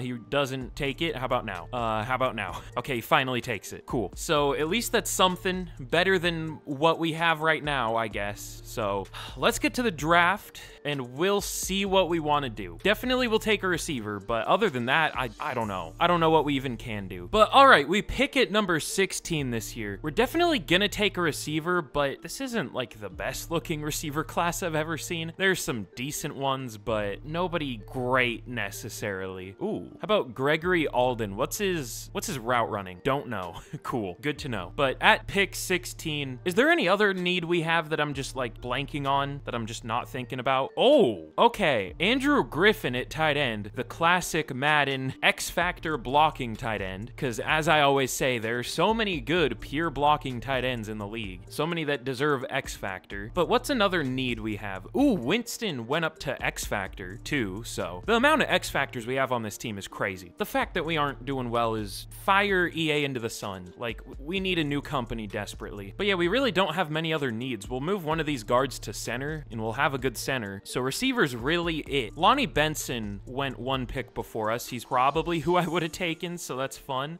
Let's see. Oh, a first-round receiver with 4.64 speed, yet he still somehow has elite acceleration and only marginal speed. Like, what is, how, even if he didn't have elite acceleration and it was only like solid, that would still be a stretch for someone who has 4.64 speed. How is that not poor for both? That's gonna average out at like a 92 for acceleration and speed, which is absurd, running a 4.64. Like, this game, man, I can feel the wolf. I'm not gonna finish that. I can feel the rage slowly building within me. I'm always going into 10-year rebuilds like, oh, this will be fun. Surely this won't go as poorly as last time, and then I have to play Madden for like 10 hours, which I'm grateful this is my job, believe me, but why the hell did I choose this game? I don't know. But for our first round pick, none of these receivers look that good. They all have like good qualities, but then it's like Ches Flanagan. He's really fast and has good deep route, but he's pretty terrible at everything else. Raphael Chisholm. I don't know if I want to have to say that name for the rest of the rebuild. And he has terrible deep route and catch in traffic. Doug Landry, good deep threat. F, medium route and catching. Alan Mundy, I mean, you see it. I don't know if any of these receivers are all that good. You know who I think I'm gonna go with? Wait, where'd he go? What did I do? I kind of like Paul Smith. Looks terrible, but he's a playmaker receiver with good speed and elite acceleration and elite change of direction and a spec catch. Possibly not a good route runner, but hopefully he has a medium route. I realize this is risky and he could be worse than the receivers above him, but like, I don't know. I might just take him anyways, just for fun. There is also Julius McFadden. What if we take both? All right, let's take Paul Smith first. Hidden Dev, 92 speed, 95 excel, sounds good. Oh, and there's still a lot of receivers left. I think we're just gonna double up at receiver. I mean, why not? It's the one thing that we kinda need. I mean, Gregory Alden could be really good. Even if his route running is decent, I mean, his other ratings are so good that, I don't know. He's a projected 3rd to 4th round pick though. Let's go with Julius McFadden first. Another hidden dev sounds good. This is not a good strategy. We should absolutely be preparing for players that we're gonna lose due to cap space and, you know, pick good players here to eventually replace them, but whatever. I want a good receiver, so we're gonna get one way or another. And then finally, we'll go with Gregory Alden, normal dev. Okay, cool. But I'll make one more pick. What position are we gonna lose? So for 2029 contracts, Titus Howard, oh, a lot of linemen, Lyndon Davis and Laramie Tunsil, Zadarius Smith, Garrison Wilkins. Oh, this is a lot of players. Okay, but literally our entire offensive line. Rob Turner too. Let's draft a lineman. I just saw that the mic when I said that. I apologize for blasting your ears. Let's go with Kirk Burks. Awesome name. Let's go. Hidden dev. Also, he looks like a really good player. Sounds good to me. This was a weird draft. Like I said earlier, rebuilding already good teams is weird, especially in the draft. But all right, here's how we did in the draft. It was weird, like I said. So the best receiver we took was the first one in Paul Smith. Maybe he was the best receiver available. I don't know. Probably one of the deep threats were better, I would guess, because usually they are good, even if they have some F ratings. But yeah, 77 overall, and then McFadden and Alden are both 76s. So we have a deep receiving core now, to say the least. But Kirk Burks sucks. He's only a 71. Why? Oh, his power is just terrible. It wasn't scouted, so that's tough. We'll just draft another one next year. I mean, well, we'll probably have to draft a few next year. And then the CPU took an okay corner, and thankfully it took 2 more linemen. I mean, bad linemen, but that was a good strategy, I guess, for what we're gonna need next year. At least you tried. You get an A for effort. Oh, this was not a good draft class, though. I mean, there were a few good players like Greg McLean, or McLean. I see that last name so much in Madden. Whoa, 97 speed, 95 agility, 90 juke move as a rookie. That's crazy. 84 overall running back. Isn't that the same face the Chargers really good running back had? I don't know, it might be. Kind of looks like Austin Eckler, or who am I thinking of? There's someone I'm thinking of that I can't quite put my finger on. I don't know. Either way, good player. Of course, lots of good cornerbacks and running backs. Was that the best receiver we could have taken? Pretty much. I mean, Chisholm was also a 77. Same with these 2 receivers were gone by the time we picked. So yeah, Paul Smith was pretty much the best receiver we could have picked. Sounds good. But all right, here we are heading into year number, what, 6 already? And interestingly enough, our defense has now passed up our offense in terms of overall. We have an 89 offense and a 92 overall defense. This should be a very good defense, like maybe the best in the league, but we'll see what actually happens. I can almost guarantee it won't be the best or even close, but it should be. I'm doing what I can, man. So we'll see how we do. You know, I gotta check. Are we still the best overall team in the league at a 90? Okay, the Eagles are tied with us at a 90, and we're getting caught up to a little bit. Like, there are more good teams now, but like, we're still tied for the best. If we're not good this year, I've tried this strategy before, and it kinda works, but if we're not good, I'm blowing up the team. I'm trading everybody away at the midseason. Everybody that needs a contract is gone. Sometimes it works, because legitimately, the lower overall team you have, the better you do. Like, that's not even really a theory. That's just kind of what happens for some reason. So yeah, if we're underperforming again, I'm trading everybody that needs a contract. We're not re-signing anyone, because why would we? If we're doing bad, then why bring back the bad? I don't know. We'll see. Let's get to the midseason point, and hopefully we do well. That's all I ask. Okay, finally. We are 7-0 at the midseason. We have a very good offense, and at least a good defense. It's top 5 in points per game allowed, but still 28th for pass yards per game allowed. That's crazy. We're good for like everything else though, just the pass yards. We have the most offensive yards in the league though. That's crazy. I mean, hey, I recommend the Bills playbook. It might even be better than the Chiefs. It's close. Also, Justin Jefferson has 174 receiving yards and 1 touchdown through 6 games for the Vikings. Love that. That's cool. So we're definitely not going to be trading all these players away, but we can't afford anyone. So it seems like this is our win now year, or we are cooked, because Garrison Wilkins, Rob Turner, Lyndon Davis, Zadarius Smith, Laramie Tunsil, and Titus Howard all need contracts, and we have negative 2.6 mil.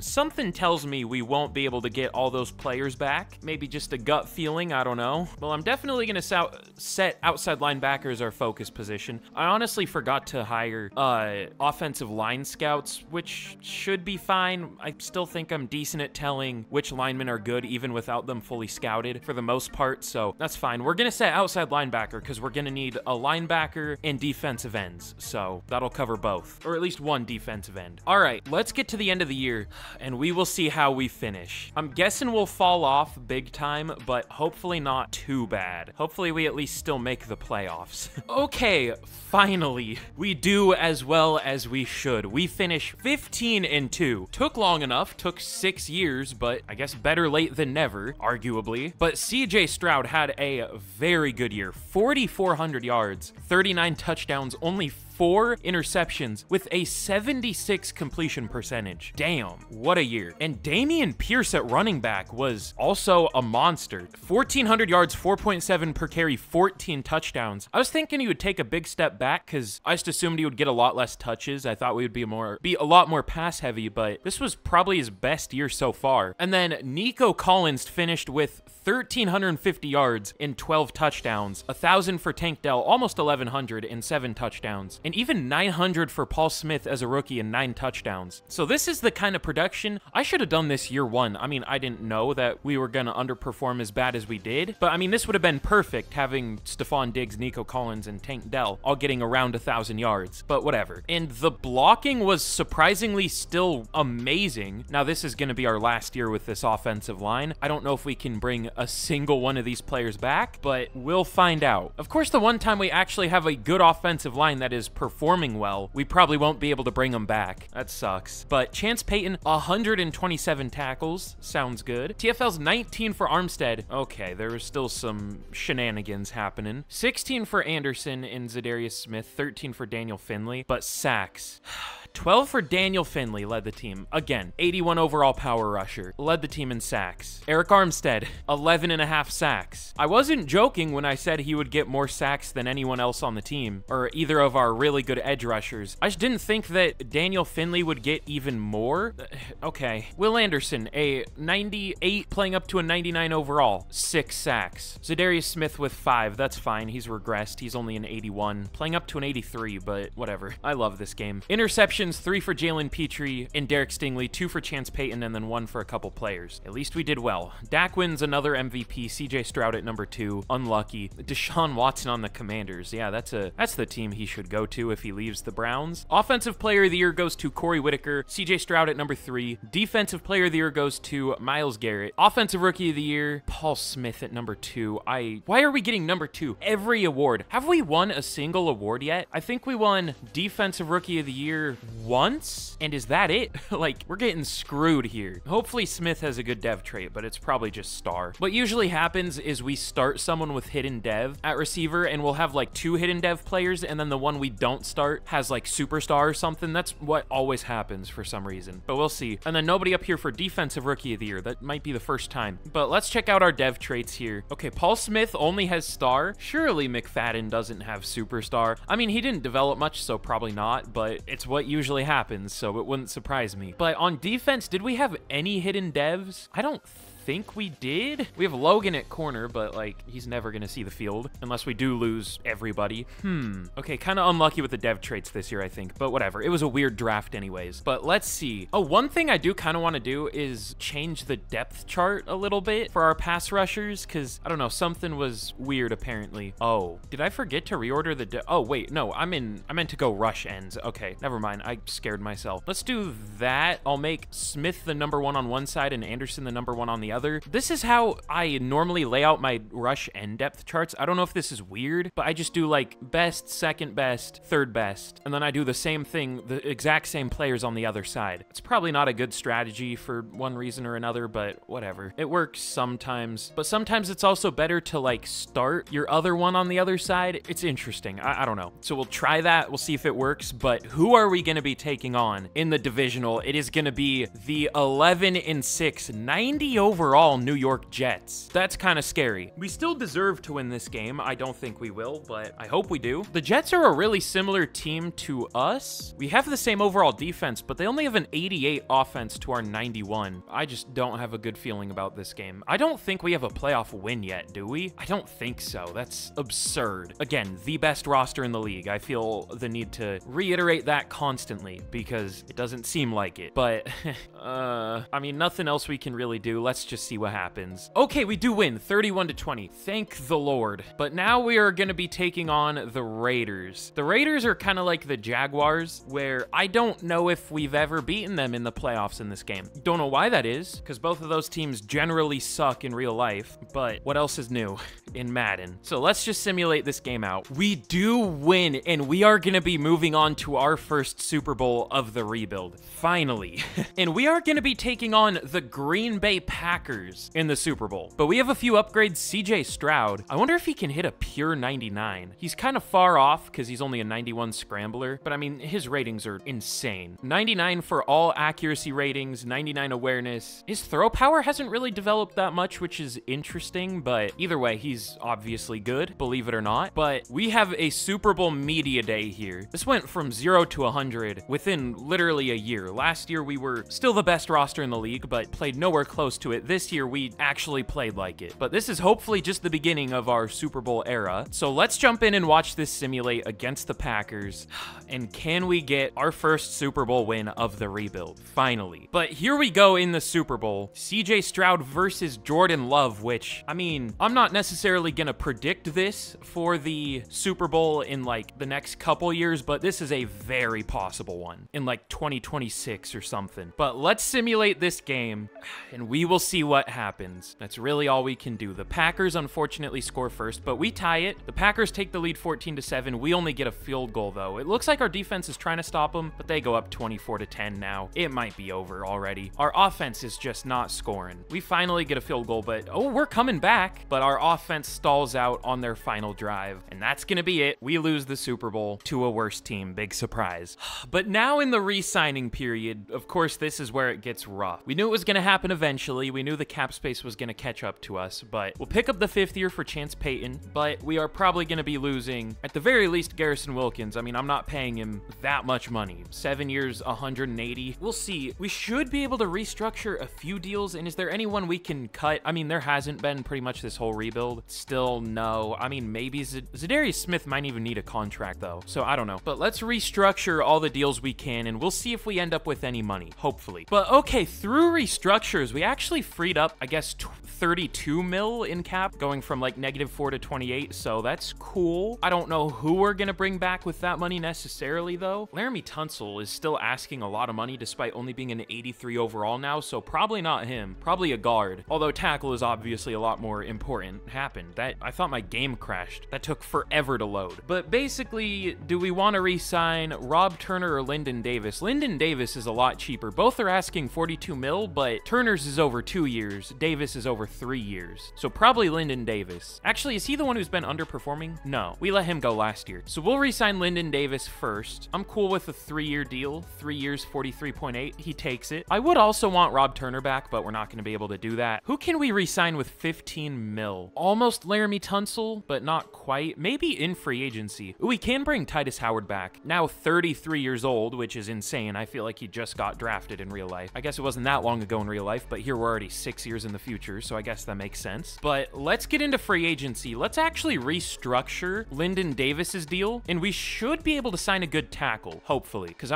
left tackle is a position where you don't want to draft someone in Madden. But in free agency, of course, Garrison Wilkins is like realistically the the best player available, because Kittle's the only player better than him, and he's 10 years older, so always fun to see your players being the best ones in free agency. There's a decent young tackle in Kelvin Blue here, but he hasn't been that bad, but he's been in Baltimore. That's not exactly the most pass-heavy, at least in Madden. I don't want to have to pay Laramie Tunsil for 3 years. I would give him a 1-year deal, but I doubt he takes this. I don't know if we can get Laramie Tunsil back, but we'll try. Might as well. And if we do get him back, he's the only player we're going to be able to bring back. So let's see if he wants to sign. No. Oh, and he actually does. Okay, cool. So we mostly keep the offensive line together somehow. Only really needing a left guard, so crisis kind of averted a little bit. But in the draft, it's always so depressing to see pick 31. I hate it. That's the worst. That is the worst pick you could have. If you have 32, at least it means you won the Super Bowl. 31, you have a bad pick and you lost the Super Bowl. But this year, we're gonna go with the guard, obviously, but I don't know which one yet. There's Mike Freeman, looks decent, really good pass blocker, but I mean, he is an all right run blocker too, but I wish his impact block was better if we're gonna take him round 1. Carl Edwards, the NASCAR driver, I guess. He looks better than Freeman at the very least, but Henry Russell, he's good. He has B run block, but F run block, finesse, and power. So that's always confused me too. Like, how are you a good run blocker? Like, he's a good run blocker. B is good, but you're horrible against finesse and power. What are you good at? How are you good at run blocking then? If you can't handle finesse or power, what is there a third hidden attribute that I've never heard of before that he's super good at? I don't know. I genuinely don't know which one of these 3 is the best. They all look kind of mid. If Henry Russell didn't have F ratings, I would probably take him, but that kind of scares me. How does Jalen Dorsett look? Are you good? Meh, he's fine. Let's go with Carl Edwards for name value, I guess. Hidden dev, probably like a 75 overall, so we'll take it. I was just hoping there would be a really good guard this year, and there wasn't. But let's see. Ooh, there are some good. I'm realizing I kind of messed up. I should have done this in a different order. I should have taken a pass rusher round 1 and then a guard round 2. Oops. My fault, I guess, because there are no good pass rushers left. Not even close. Now, we do already have a couple decent ones, but I don't know. Their contracts are going to be expiring soon. They aren't great. I mean, they're like 77 overalls. We need a power rusher. We don't need a speed rusher. See, this is what the, like, beyond first round pass rushers are like. Potential UDFA talent. That's definitely what I'm looking for. And he doesn't even look that bad on paper. Like, if you were trying to draft for the first time, probably would think this is a good player. Like, a few B ratings. I mean, nothing great about him necessarily, but elite acceleration. Like, he has good traits, but he's horrible. So, I don't know. Ooh, this defensive tackle, Eli Kinney, doesn't look bad. Kinda need a defensive tackle. There are also, like, straight up first round talent outside linebackers, which is cool. Juan McClain and Alex McAllister. Also, D'Angelo McKinney, first to second round talent. So, there are good off-ball linebackers. It's not really what we need, though. I mean, we did just lose arguably our best one, but we still have 3 good ones. Whatever. Let's go with Eli Kinney. He looks fine. Hidden dev, cool. I just don't know what to draft this year. Like, we kind of had our 2 needs. Oh my god. Juan McClain went 1 pick before us. Please tell me the other one is still available. Okay, Alex McAllister is still here. Okay, good. So this will be the last pick I show this year. Looks like a good player. I'll probably just make 1 more pick. Hidden dev, 86 speed, 89 excel. Sounds good. So we'll see how we did, but this one didn't feel super great, honestly. Gordon Ramsay, let's go. But here's how we did in the draft. Carl Edwards was definitely a very good first round pick. 78 overall. I thought he would only be like a 75, but very good guard. Probably a mid first round talent. Probably not quite top 10 or 5, but I'll check, might as well. And here's my pro tip for drafting in Madden. Don't draft defensive tackles. I don't think I've ever taken a good defensive tackle. Take defensive ends and move them to defensive tackle, unless there's like an insane looking one at D-tackle. Maybe I'm just bad, maybe it's a skill issue, but like, no, I say that, and of course, there's an 81 overall defensive tackle. Early in the draft, yes, it's fine, but once you get past like the early first, there are never good ones. That's insane. The best, the best player in the class was a defensive tackle, as I'm saying that, but he was the #1 pick, so that's different. But round 3, Alex McAllister, I mean, obviously first round talent, so that was a good pick. We knew that. And then my last pick was Miles Brown at tight tight end. We needed a number 2 tight end, so of course I went with a blocking tight end. He probably has X factor, and then I don't know what the CPU did, but hey, we did well, so we'll take it. Oh, and I do want to see where Carl Edwards ranked. Oh, he is actually tied, I guess, for a top 5 talent. Chuck Martin is ranked number 5 at a 78, so Carl Edwards is tied for that, so we'll take it. That was a good pick. But here we are heading into year 7 already. We're still at a 90 overall, despite losing, you know, quite a few players. Still, I think we were an 89 offense and a 92 defense last year, so I think we're exactly the same heading into the year. But yeah, this team is obviously ridiculously good. We deserve to have a Super Bowl win by now. Really all I can do is make the roster good on paper though, so we'll see what happens. I won't be surprised if we don't win a Super Bowl at all, unfortunately, but my goal is to keep this as the best overall team in the league and try to finish that way. So we'll see if we do still have the best overall team on paper by the end of this, but I don't know if we're gonna win a Super Bowl. In most 10-year rebuilds, we don't. I mean, maybe we eventually win 1 or 2, but we'll see. But this team is obviously ridiculously good. Something I want to check is, where do our cornerbacks rank? So Derek Stingley is number 3 at a 97 overall, which is crazy. Maybe I need to lower my XP sliders for corners. I thought he would be number 1. And then JC Sprinkle is number 5. So we have 2 top 5 corners. We have Will Anderson, who I'm guessing is like the number 1. No, he's only number 3 for defensive ends, or for right ends, at a 99, which maybe I need to lower that too. I don't know. And I'm guessing CJ Stroud is like number 5 or something. Oh, number 2 for quarterbacks. Okay. I wonder how it decides like the order of players if they're all the same overall. But either way, what I'm trying to point out is this team has really developed, obviously. But let's get to the mid-season point of year number 7 and we will see how this team does. Okay, now in year 7 at the mid-season point, we are 4-2. Our offense is struggling despite being a 91 overall. Cool. What's the issue? Is it blocking? Yes. All right, let's bench Laramie Tunsil despite being an 83 overall. I guess an 83 isn't that crazy at this point. Still annoying though, because he shouldn't be this bad. Ooh, we don't really have that good of a backup to throw in there. I did sign this Mike Snell guy out of free agency. He was on the Lions practice squad. We do have Kirk Burks. I don't know who I trust more at tackle. Let's get, what's Burks's overall? Only a 73. The thing is, if he does well, he's under contract. If Snell does well at left tackle, he's not. I think we'll go with Burks. I don't feel amazing about that, but we'll try to develop him because he could be a starter at some point here. Ideally not, but he could be. And we have some re-signings to make here with only 5 mil in cap. Oh no. And we have to re-sign JC Sprinkle, who isn't asking that much money to be fair, Kevin Winston, Kai Richards, who is a starter this year, Nate Whitfield, Christian Harris, Jalen Petrie, Brendan Weaver, who is a starter this year, Damian Pierce, oh god, Laramie Tunsil, and Titus Howard. Wow, we are screwed. I mean, we survived last year, but we'll see. We will set, I guess, outside, let's go defensive end as our focus position, because we could use another defensive tackle too. We could end up needing a linebacker though. Maybe we should go linebacker. Middle linebackers aren't hard to find good ones. We'll just do that. But let's get to the end of the year. Hopefully our offense can bounce back. All right, we finish 8-9 with a 92 overall team.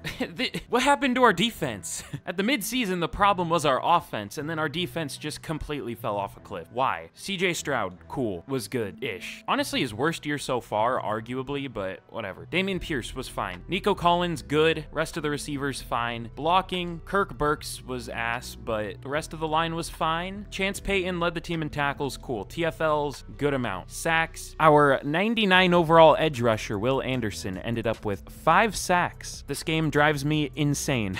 Why? Why has he been getting so much worse every year? God. I'm almost tempted to go back to the Bills defense. I know our defense was good-ish last year, but still wasn't as good as it should have been. We got interceptions, but what does that matter if the defense is horrible? Dak wins like his 14th MVP. Most realistic Madden simulation. This game is so annoying. What if we trade Will Anderson for like a good amount of picks? Also, what are these Super Bowls? Falcons, Chargers? Like, this feels like I used the wrong roster on accident. This has been an especially horrible simulation. I don't know if we've seen a good overall team win a Super Bowl this whole time, but of course we have no money. Let's Let's restructure some deals. I do think we might trade Will Anderson, though. He has just not been worth the picks we could get for him. Also, I don't even know if we have enough money to re-sign anyone. We can't really restructure many deals. All of ours are ending in the same year, it seems like. So, man, that really sucks, but we're gonna have to say goodbye to JC Sprinkle, Kevin Winston. That's tough. But all right, let's get into the offseason. We'll cook up maybe a few trades because I feel like we need more than just one. I want to check some. Okay, Jalen Petrie is awful. It looks like Kevin Winston was bad too. Only 2 pass deflections and no picks. Should we change our defensive playbook again? I don't know. I don't know what to do.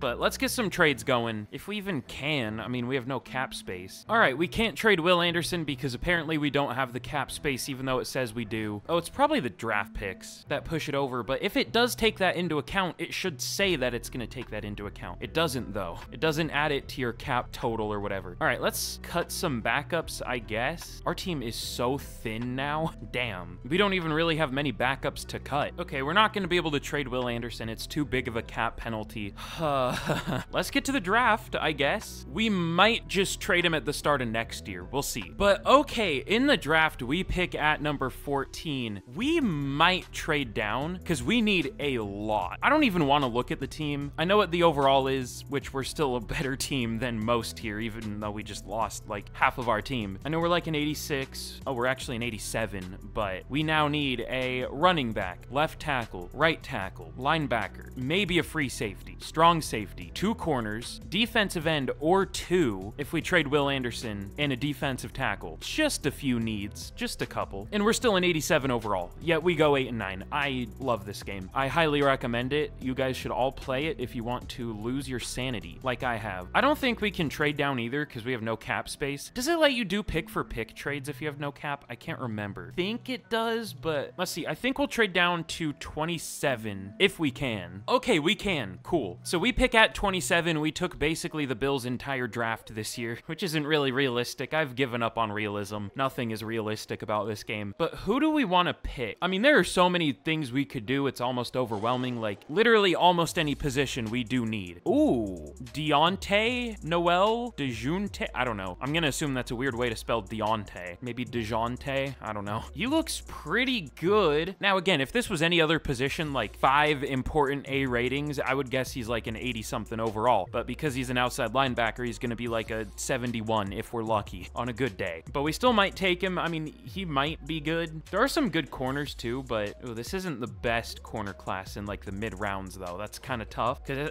that is a position we need pretty bad. We pretty much only have Derek Stingley. Took me a solid 10 seconds to remember his name there, but Noel, we're gonna take him. Hidden dev, cool. We'll see what his overall is. But round 2, this is where things get even more interesting. We need to be smart about these picks. I think the best chance we have to get like an amazing player is either corner or guard. I just don't really see a great guard or center. Justin Tucker, he looks pretty good. He had an insane combine, good ratings, not the best power blocker, but he looks pretty good. So I think he'll be our late 2nd round pick. Manny Lopez also looks good though. And keep in mind, whoever we're playing or whoever we're gonna pick here is probably gonna be playing tackle, so it probably won't go well either way, but really all we can do is make the team good on paper. I think we'll go with a corner here. Which one do we want? Ben Anthony looks decent. He ran a 4.33, but only has great speed, good acceleration, so my controller is like haunted. Every once in a while it'll like start scrolling up, even though I didn't do that. It's weird. It's like it's disconnecting, but I don't know. Should we go with Anthony or Claiborne? Claiborne has better zone, but I think Anthony is better man and press. Claiborne has better speed, despite not having better speed. Thanks, Madden. We'll still go with Ben Anthony. He looks good.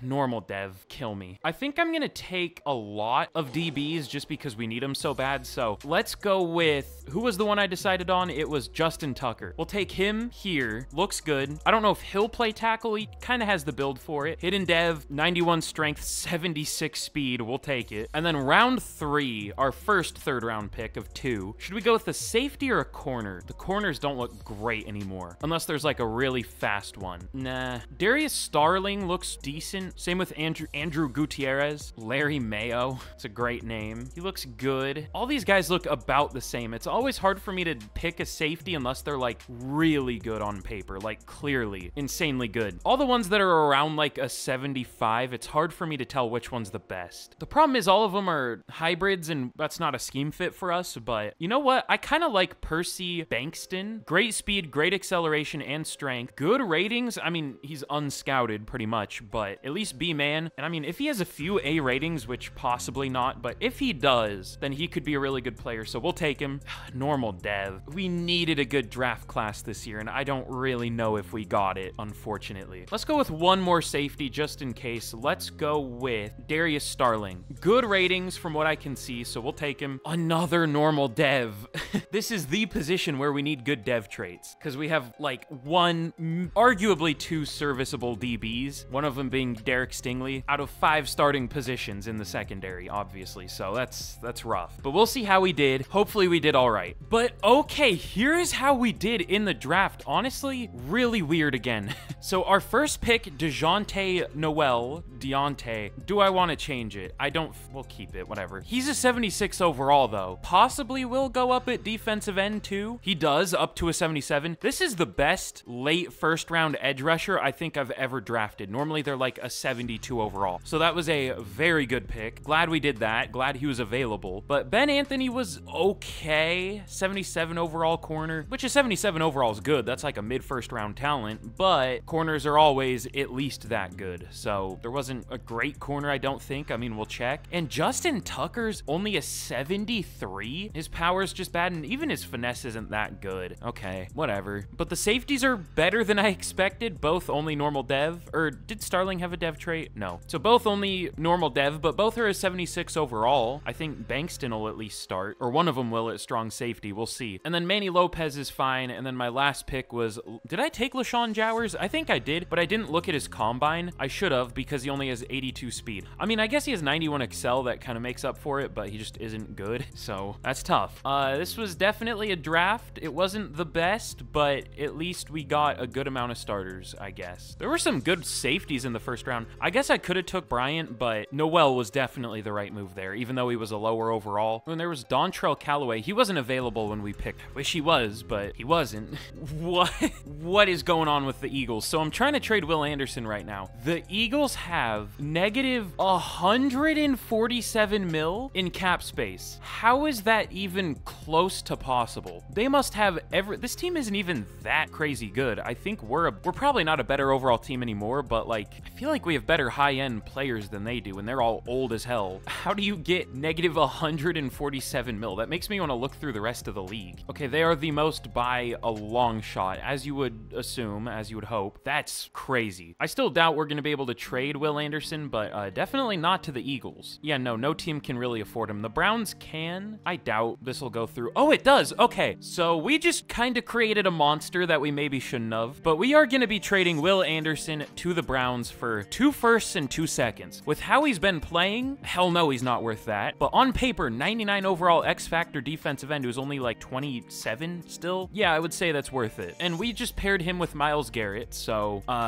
can't wait for that duo to somehow get 7 total sacks. No, it's not on our team, so they'll probably get 35 each. And we do need a running back still. We don't even have one on the roster. So there is Trey Benson. We could bring Dameon Pierce back, which we might do. James Cook. I think we'll just bring back Dameon Pierce. He is older, but he's been playing well, and he's at least a scheme fit, so that's cool. But I mean, hey, despite losing most of our team, especially now with trading Will Anderson away, we're still a really good team on paper. That's crazy. There are some pretty good free agents here, though. Greg Ware, a good defensive tackle, only 26 years old. Sounds good to me. But all right, here we are heading into year 8. Looking not too bad. Only an 87 overall now. We still have a 91 overall offense, only an 84 overall defense, though, which makes sense. We just lost all of it. I was saying, I don't think, what's his name? Travis Logan will ever start. Well, he is really close to being a starter now. He was projected as a starter, but I signed Middleton out of free agency. He looks good. I have no idea how we're going to do this year. Honestly, we're probably going to do better than last year somehow, despite being much worse on paper. It wouldn't surprise me. That's usually what happens. Also, this is what I did with the O-line. I moved Edwards and Stackhouse out to tackle, which is scary. I don't know if I've ever moved a guard to tackle and had them do well in this game. To be fair, there aren't many tackles that do well in this game in general, but we'll see how we do this year. And oh yeah, before I forget, kind of randomly just throwing this in here, but question of the day. Let me know this down in the comments, but I have an interesting interesting question of the day today, a fun one that isn't really related to this rebuild, but I asked recently, who do you think is the second best running back in the NFL? You know, assuming number one, Christian McCaffrey. So I'm gonna ask something similar today. Who do you think is the best safety in the NFL? I see so many different answers for I see like 5 different answers, which is really interesting for who the best safety is. I mean, if I was given the choice, I would take Jesse Bates, but let me know down in the comments who you would take. I'm assuming the number one answer is gonna be Kyle Hamilton, which is fair. But yeah, let me know in the comments who you think is the best. All right, let's get to the midseason point here and let's see how we do. All right, we are 2-5 at the midseason. I definitely think I'm gonna do the thing at the end where I force wins, because honestly, we're not even that bad of an overall team. The Colts are an 86 here, and they're 3-3 to our 2-5. They're like a win and a half better than us, or I guess because they've played less games. I don't know, something like that. This year we are horrible on both sides of the ball, which is fair that we're worse than we have been, but we were never that good to begin with, other than the first year and the year we made the Super Bowl. I don't know what to do, but I mean, I knew we were gonna be bad this year. I thought there was a chance we could do better because we actually had a bad team on paper now, but I don't know. So 2 things to check. How's the blocking? We'll bench Stackhouse, and how is the pass rush? Finley's doing well and Ware's doing well, but other than that, no. You know what? This defense hasn't even achieved the goal of what I wanted, which is get more interceptions and be a good defense, so let's switch back to the Bills. But who do we have to re-sign here at the midseason? Okay, Chance Payton, Andrew Griffin, who isn't interested, Derek Stingley, Daniel Finley, Nico Collins, Sean Stackhouse.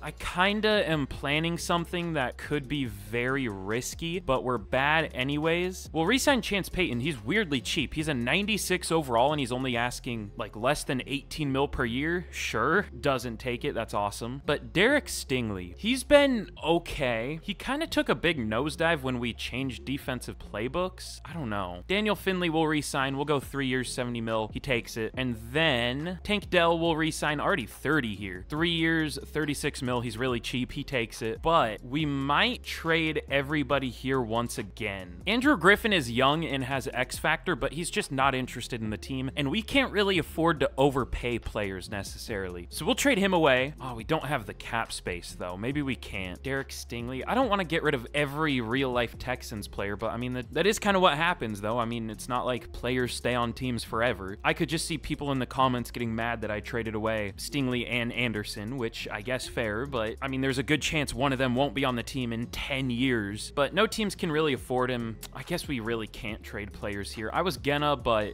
we'll just give Stingley a 1-year deal. He takes it. That's cool. Nico Collins isn't very expensive. Let's do something really goofy here. Okay, we're gonna be trading Hearns, Griffin, and Parrish to the Dolphins for a 1st-round pick. Not a realistic trade, but they're 3 players that we're not gonna be able to bring back and aren't doing particularly well. Griffin isn't getting used because the Bills offense doesn't use him. Doesn't use a tight end really in this game. And again, not interested. And then Parrish is 26. We probably wouldn't bring him back. Hearns has 0 sacks on the year as a full-time starter, so we're getting rid of all them. We're cleaning house once again, but it's players that would leave anyways. But let's offer Nico Collins. I don't want to give him 4 years. I would do 2. 2 years, 40.6. Doesn't take it. That's fine. But let's get to the end of the year once again, and we will see how we finish. This has been such a disappointing rebuild. I knew it was gonna go poorly in terms of performance, but I mean, at least we've built a really good team on paper. But of course, we finish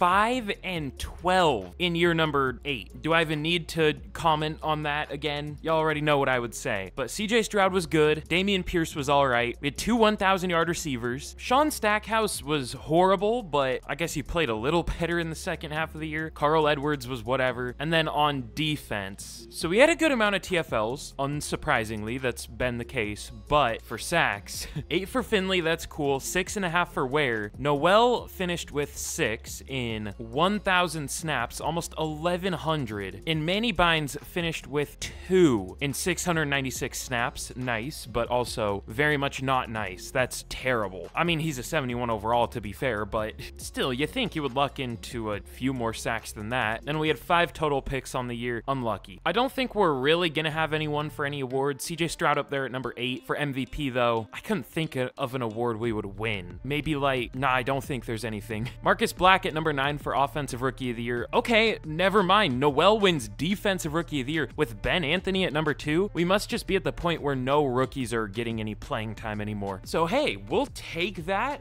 This shouldn't be a 5-12 team, obviously, but that's still cool. Only star dev, obviously, but should go up to superstar, maybe. But let's get into the offseason. I already have a plan for this offseason, though. I think I know what I want to do here. The Panthers are just a dynasty here.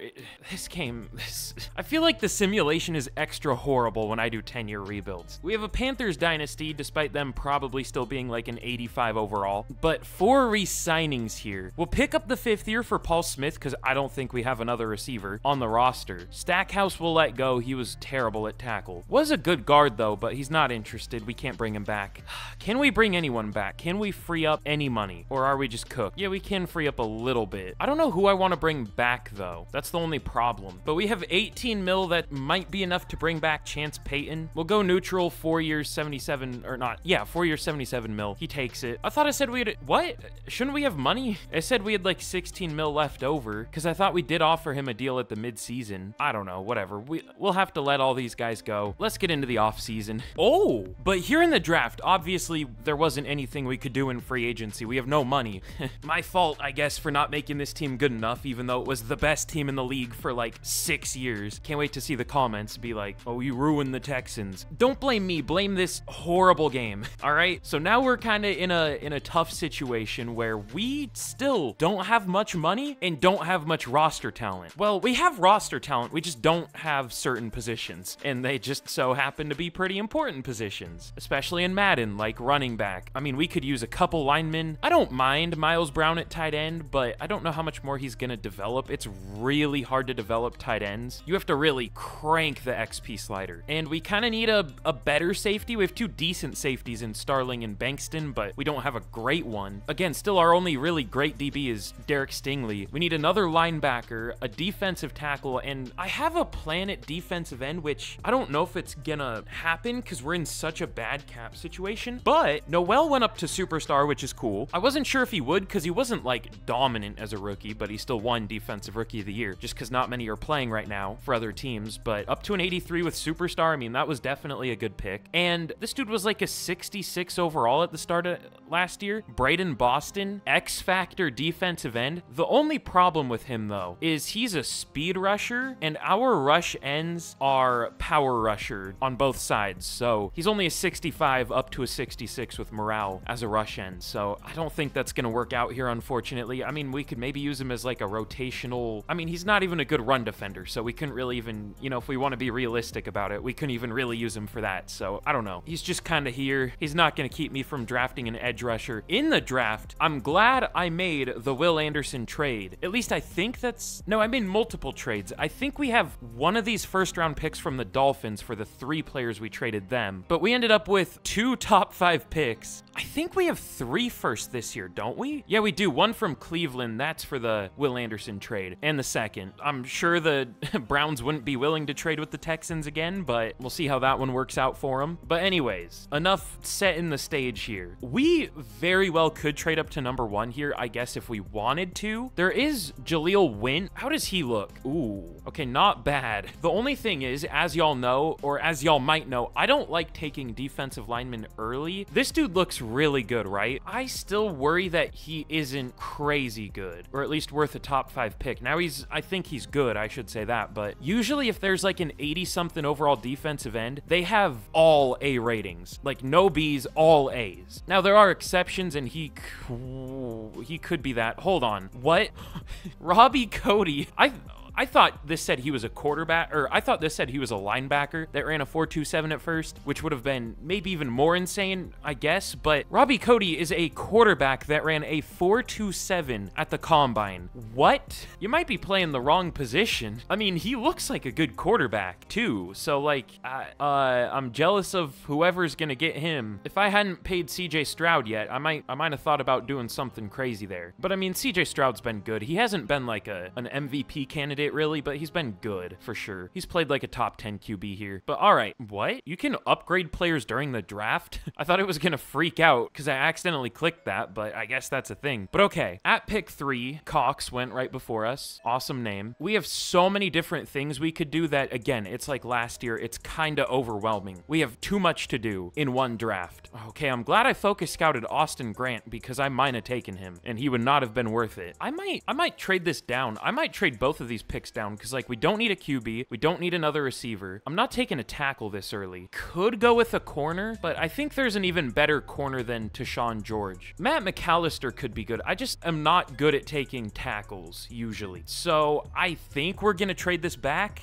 I think we're going to trade both of these picks back. Let's just see how many draft picks we can get. Let's trade this back to like 15 if possible because we are tight for cap. We'll see if it lets us do this. The Jets have 15. Okay, it does go through. We get pick 15 from the Jets, their second rounder this year, a fourth this year, and a first next year for pick number 3. We'll see what they do with it. They do go with Tashawn George, so we'll see if he looked good for sure, but there's an even better looking corner lately, or later. Do you ever just have those moments where you're saying something and you can tell you're about to mess up what you're gonna say? That was one of those moments. Like you can preemptively tell the words aren't gonna come out right, but you say it anyways and then it doesn't come out right. I don't know. Maybe that's just me. God, really the players I want are both late first round picks, so I might also trade this one back. There is also Deontay Russell. I wish he was scouted though, because he might be insane. I just don't know. We can't tell. Ooh, he might be. He's a zone safety with B-man, so we're gonna assume his zone is at least a B. And then he has an A to C for every important rating, and A awareness for sure, great speed and acceleration. Okay, we might have to take him. This looks like a really good safety class though. All of these guys look good. Ooh, Keith Green especially. Ooh. Okay, I don't love the player icon, maybe not the pursuit, but everything else looks good. But I'm gonna go with Deontay Russell. Is it smart to take a safety in the top 5? Not necessarily in terms of, you know, positional value, but he's a good player, I think. We'll take him. Hidden dev, thankfully. If he had normal, I would have cried. 92 speed, 93 excel. Sounds good. But mid-first, pick 15, I guess one pick before mid-first, or I guess, is there a mid-first? I guess 15 and 16 are tied for mid-first. Why am I rambling so much? I don't know what's wrong with. I think I know who I'm gonna go with. Bryce Miller. Okay, I wish I checked his speed and age first, because he only has solid speed and acceleration. He honestly only has solid for almost everything at the combine. Okay, maybe he isn't amazing, but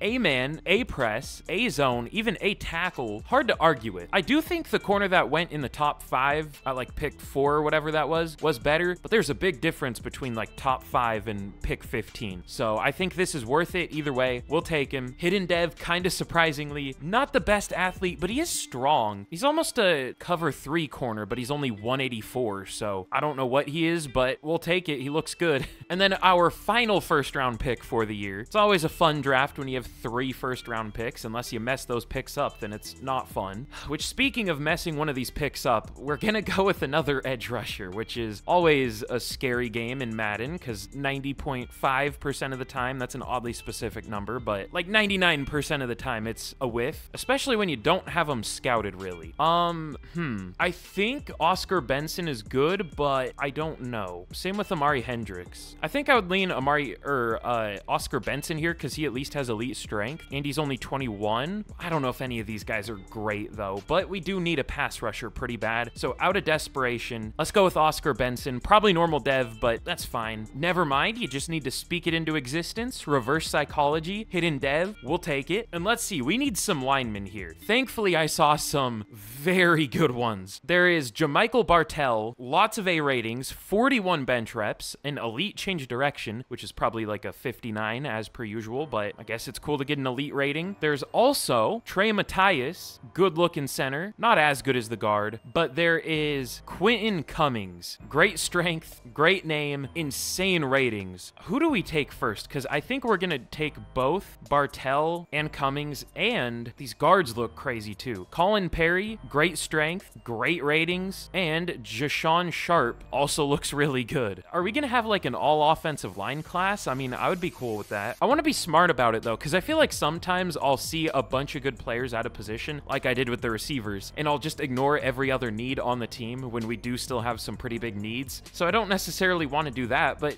we already kind of checked off all the other boxes. We still do need a defensive tackle. tackle, but we'll see. We're fine there. So first, let's take Bartell out of Alabama, only 21 years old too, and he's already this good. We'll take him. Hidden Dev, 94 strength, 70 speed, 82 excel at 341 pounds. Okay. Thankfully, we do have a power scheme now, so these guys do fit. We'll go with Quentin Cummings here. I mean, all A ratings. This guy could be, if he was a little stronger, I would say like an 83 or something, but I think he'll be at least an 80. But Hidden Dev, of course, 91 strength. Sounds good. And then our third second round pick, let's go with, should we go Colin Perry or should we do something else for this pick? Because Colin Perry, we can get round 3. How many third round picks do we have? Only one? Okay, we'll do that with our first third round pick. But here, let's go with a defensive tackle. Man, I would really think Marlon Mentor's good, but he's a day 3 player running a 4.73 at 276.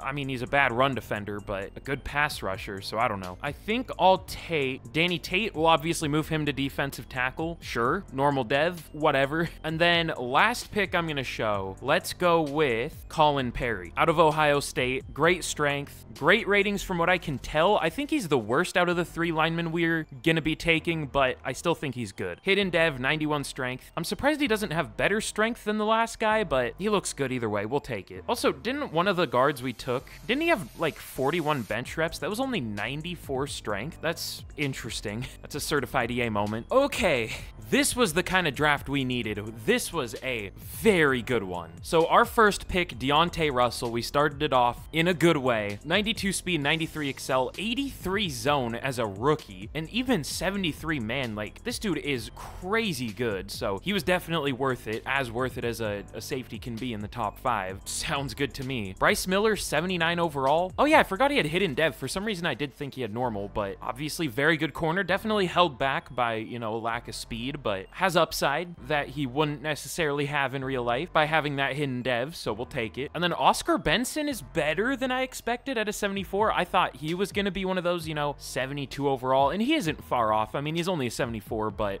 we'll still take it. That's cool. Fine by me. Oh, he goes up to a 76 at defensive end. Okay, that was the one pick where I was like, that one wasn't great, but no, he is also a very good player at the position we're going to play him at. And then Jamichael Bartell, 77 overall, probably about a mid-first round talent in the second round. Sounds good. But the big one, literally, the big load, if you will, that's gross, sorry. Quentin Cummings is an 84 overall. I even said, I don't think he's necessarily going to be an 84 overall because he wasn't like an athletic freak or anything.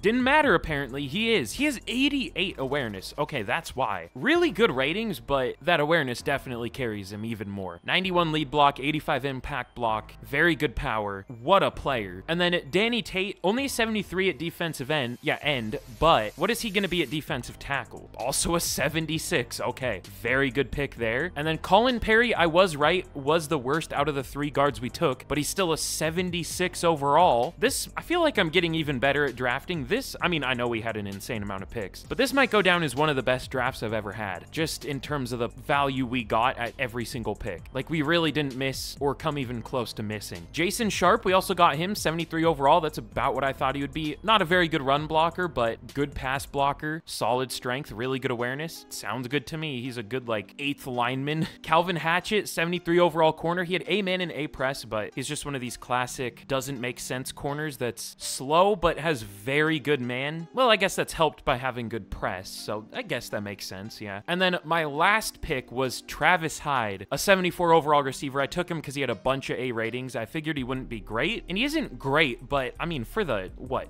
5th round, getting who's probably like a 2nd to 3rd round talent, this was a pretty good draft class. I want to see where our players rank, though. So we obviously had the best player in the class in Quentin Cummings, but there was also an 83 overall center, Trace Denmark. He had 90 pass block finesse, 93 lead block, 93 impact blocking. This is why we need A+ ratings, because I would have seen him too and said, wow, he looks crazy good. Imagine if we got Cummings and Denmark. Actually, I think Denmark went 1 pick before we were able to get Bartell. Yeah, he did. That sucks, but oh well. I wasn't going to take him anyways. I should have, though, if he was available. But Tashawn George was an 82. He was a really good corner. But Deontay Russell, I guess, tied for 3rd in terms of overall. Good pick at 5. Bryce Miller was, I guess, tied for 8th in terms of overall. Jamichael Bartell was 16th, so mid-first round talent. And then Perry and Tate were both around like 20th. Same with Benson, so decent little draft class, getting like 7 first-round talents, with 2 being like top 3. Just a decent draft class. I mean, you'd hope it would be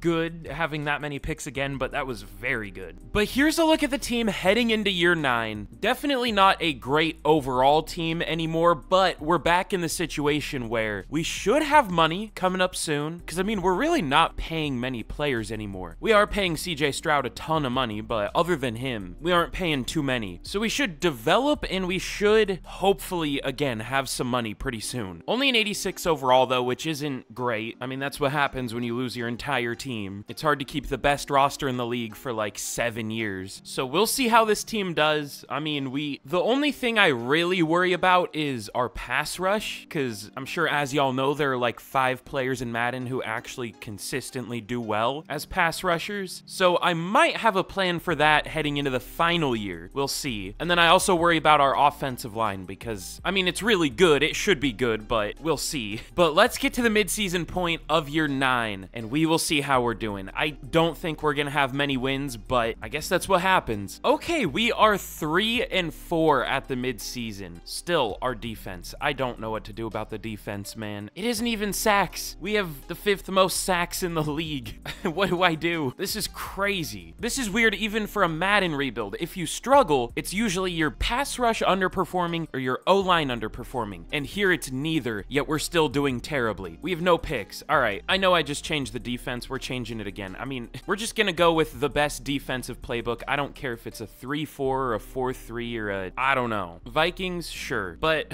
on a positive note, I'm doing my job, I guess. All 3 of the linemen we drafted have superstar dev. That's crazy. On defense, Benson only has star. That's fine. Miller only has star. That kind of sucks. But Russell has superstar. That's cool. So, hey, do we have re-signings? We do. You know what? Derek Stingley, not interested. I don't know that I'm super interested either. We're gonna be trading him to the Bears for an early 2nd round pick. It was time. He's been kind of horrible. We'll find a different corner. If he was interested, then I would re-sign him, but he just wasn't, so go away then. Same with Lyndon Davis. He's not playing well this year. The Bears also need him, and they're like one of the 2 teams that can afford him. We'll trade him to the Browns for a 3rd and a 4th, and then I think that's all we'll do here. So we're gonna make a big run in the final year. We might even trade more players away if it would save us cap space. Think about what the Rams did to win a Super Bowl. That's what I'm kind of planning on doing here. Now, will it work? Probably not, but we might as well try. So let's get to the end of this year. We'll probably finish not great, but that's to be expected. Well, it shouldn't happen because we have a decent overall team.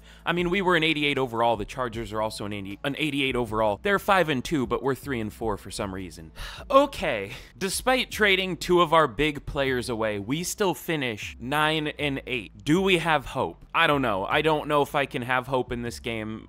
I'm broken inside. CJ Stroud, almost 4,500 yards, 28 touchdowns, only 4 picks. I mean, he's been really good the whole time. Still only had like 1 monster year, but he's been like one of the best every year, so we'll take it. Trey Benson wasn't great. 1,100 yards, 12 touchdowns, only 3.8 per carry though. Tank Dell, 1,300 yards and 15 touchdowns. Paul Smith with almost 1,000 yards, but 0 touchdowns. McFadden was good. Cool. Carl Edwards allowed 10 sacks. Not great, but the rest of the line was good. I mean, Manny Lopez coming in after we traded. Insert offensive lineman name here. I don't remember his name already. I just woke up. Watching my videos back, I can definitely tell when I just woke up in a video. I sound horrible, so I apologize, but gotta do what I gotta do. But Chance Payton led the team in tackles. TFL's 15 for Finley, 13 for Noel, and sacks. 13 for Noel, 10.5 for Finley, 9 for Benson, and we finished with 1 interception on the year. What do I do about this? CJ Stroud gets number 2 for MVP. We still don't have a CJ Stroud MVP. Patrick Mahomes is on the Cardinals now. Okay. Dak is on the Commanders. Interesting. Corey Whitaker is continuing his dominance here. CJ Stroud at number 4. Tank Dell at 6. Defensive Player of the Year goes to Nick Bosa on the Steelers. Of course. Will Anderson on the Browns. Browns up there at number, of course. Now he's doing well. The Jags got Myles Garrett. That's fun, I guess. Dwight Golston at number 4 for Offensive Rookie of the Year. I definitely know who that is. I also definitely know who Brody Pryor is. But Oscar Benson does win Defensive Rookie of the Year. That's cool. Bryce Miller at number 3. Deontay Russell at 6. Danny Tate at 8. So thankfully, we do win Defensive Rookie of the Year. I still don't think that's going to keep me from making a certain move because I still don't trust our pass rush, believe me. But let's get into the offseason here. I'm having a hard time. I keep accidentally like pressing wrong buttons. I accidentally switched all of our playbooks and I had to switch them back just because I was trying to scroll down and I accidentally moved it the wrong way. So that was fun. But let's get into the offseason. The final offseason of the rebuild, maybe. If we do horribly, I don't want to finish on a terrible note, but how do I avoid that? Like, is it possible? Is anything in life possible? I don't know. But Will Anderson gets his Super Bowl win. The Browns win 26-22 over my favorite team, the Seahawks, in Super Bowl 66. I guess technically 67, because we're a year ahead of where we should be. But for re-signings, I don't know if I want anybody back because I want to add some players to the team. Why keep our players when we're doing poorly? We'll pick up the 5th year. I mean, this doesn't matter. We won't get to that point anyways, but I guess we'll pick it up for Carl Edwards. I guess it'll make it so we can restructure his deal to save a whole $30K in cap space, so that'll be cool. I don't really want McFadden. We can probably draft a receiver. I don't really want any of these players, honestly. Yeah, they can all go. Trey Benson wasn't very good. I signed Montez Sweat to be like a good third piece. I don't know if he got a single sack. Oh, he got 3.5. How many snaps did he play? I don't know. Okay. Nah, I'm good. But let's get into the final free agent class here. Let's see if we can free up some money in any way possible. We've really gutted this team, maybe one too many times, but to be fair, it's just we've had big issues that we've tried to solve, and then we solve them, and then there's another big issue that happens for no reason, and then we try to solve that, and then this feels like the definition of insanity. I don't know. Of course, Will Anderson led the team in led the league in sacks with 19.5. I'm gonna do some things. But okay, we are gonna be trading for Greg Rousseau from the Bills, a 99 overall here. He's won Defensive Player of the Year. He's had double-digit sacks, I think, every year of his career here. So that means he's gonna get like 8 for us, but that's better than what I think we're gonna have next year, which is like 4 total. I mean, he had 26 sacks one year. That beats the record by a lot. Now he's probably been beaten 40 times here, which is crazy. I actually want to check season defensive sacks. Oh no, he actually does have the record. Usually there are players who get 30 something a year, which is crazy. I mean, the sack record's only been beaten 4 times here, which is, it sounds crazy, but that's very low for Madden. So now we should have an insanely good pass rush. That still doesn't really solve the issue of us not getting interceptions, but I don't know how to solve that issue. So if I don't know how to solve it, I'll just solve something else and improve something that I do know how to fix sometimes. But okay, this is a very interesting final free agent class here. Patrick Mahomes is sitting in free agency with 0 offers. There's also Joe Burrow, Bryce Young, who has developed up to a 98 overall, Trevor Lawrence, Justin Herbert, Lamar Jackson, even Kyler Murray, Sam Howell's still around. Like, if you need a quarterback and you still can't figure out how to get one, then that's a skill issue at this point. I don't know. These are the players we are going to be going for. We are going to go for Bijan Robinson, arguably the best running back in Madden. I think he'll probably be the best running back in the league soon. I know a lot of fantasy players think he's bad. I love when players underperform in fantasy, and it just creates a whole narrative that the player sucks, even though Arthur Smith just like refused to use Bijan, so that was fun. We're also going to go for Wayne Boyle, a 94 overall receiver. Now, he isn't interested, but we're going to make him interested by overpaying him. He isn't very expensive, though. I mean, 22 mil per year. I would imagine he's like a borderline top 10 receiver here. I don't know, though. In 10 years, a top 10 receiver is going to be making a lot more than 22 mil per year. And then we are also going to go for Jalen Johnson, who we only can afford to do a tiny offer to right now. That's not really a sentence, but you know what I mean. We'll upgrade it once we have a little more money from restructuring these deals. And then we're also going to go for Quinyon Mitchell. I want to go for another DB too, just because we had 1 interception on the year. I mean, I think that's more of a Madden issue, again, because we had really good players at linebacker in the secondary. So I don't know. And we had a ton of sacks. Like, everyone says, oh, pressures are a meaningless stat. They literally pressure the quarterback. That's how you get interceptions thrown to your defense. They force the quarterback to make bad decisions or run into another sack. I mean, that doesn't always happen, but pressures make that so it can happen. It's literally putting pressure on on who has the ball. That's one of the... Whatever. I don't want to get into this rant. This game makes me an angrier person. I don't like the person I am after I play Madden franchise. But let's see out of these free agents who signs. Okay, so we get Bijan and Quinyon Mitchell. Cool. So let's restructure those two deals. Oh, we can't restructure Mitchell? I thought I gave him a, like, 5-year deal. I don't know. That's fine. So now let's give Jalen Johnson a better offer. I'm giving everyone 5-year deals just so it stretches it out beyond where, you know, we're gonna be playing, which is maybe cheating. Do I care at this point? You're crazy if you think I care. And it's not really cheating, I guess. We've been cheated for 10 years in a row. Let me quote-unquote cheat back a little bit. But Wayne Boyle, Jalen Johnson, please sign with us. We get Wayne Boyle. I don't know if we're gonna get Jalen Johnson. No, I think we can. He's just being a little bit of a bitch. Hold on. Okay, now it's a green offer. I also worry about our defensive tackle depth, so I kind of wanted Kevin Chamberlain. Isn't that the name of a person? Probably. I always see so many comments like, wow, you saw someone named this in the draft, and I'm like, I don't know who that is, but that's cool. But Jalen Johnson, please, please, thank you. But here in our final draft, we pick at number 15. Almost tempted to trade up. I wonder if I should. There is a good looking defensive tackle, but again, I still don't know how much I trust defensive tackles. What? I don't know if we can trade up for number 1. Players in this game are so unrealistic. He ran a 4'6", 294 pounds. What if he was like 190? Would he run like a 409 or something?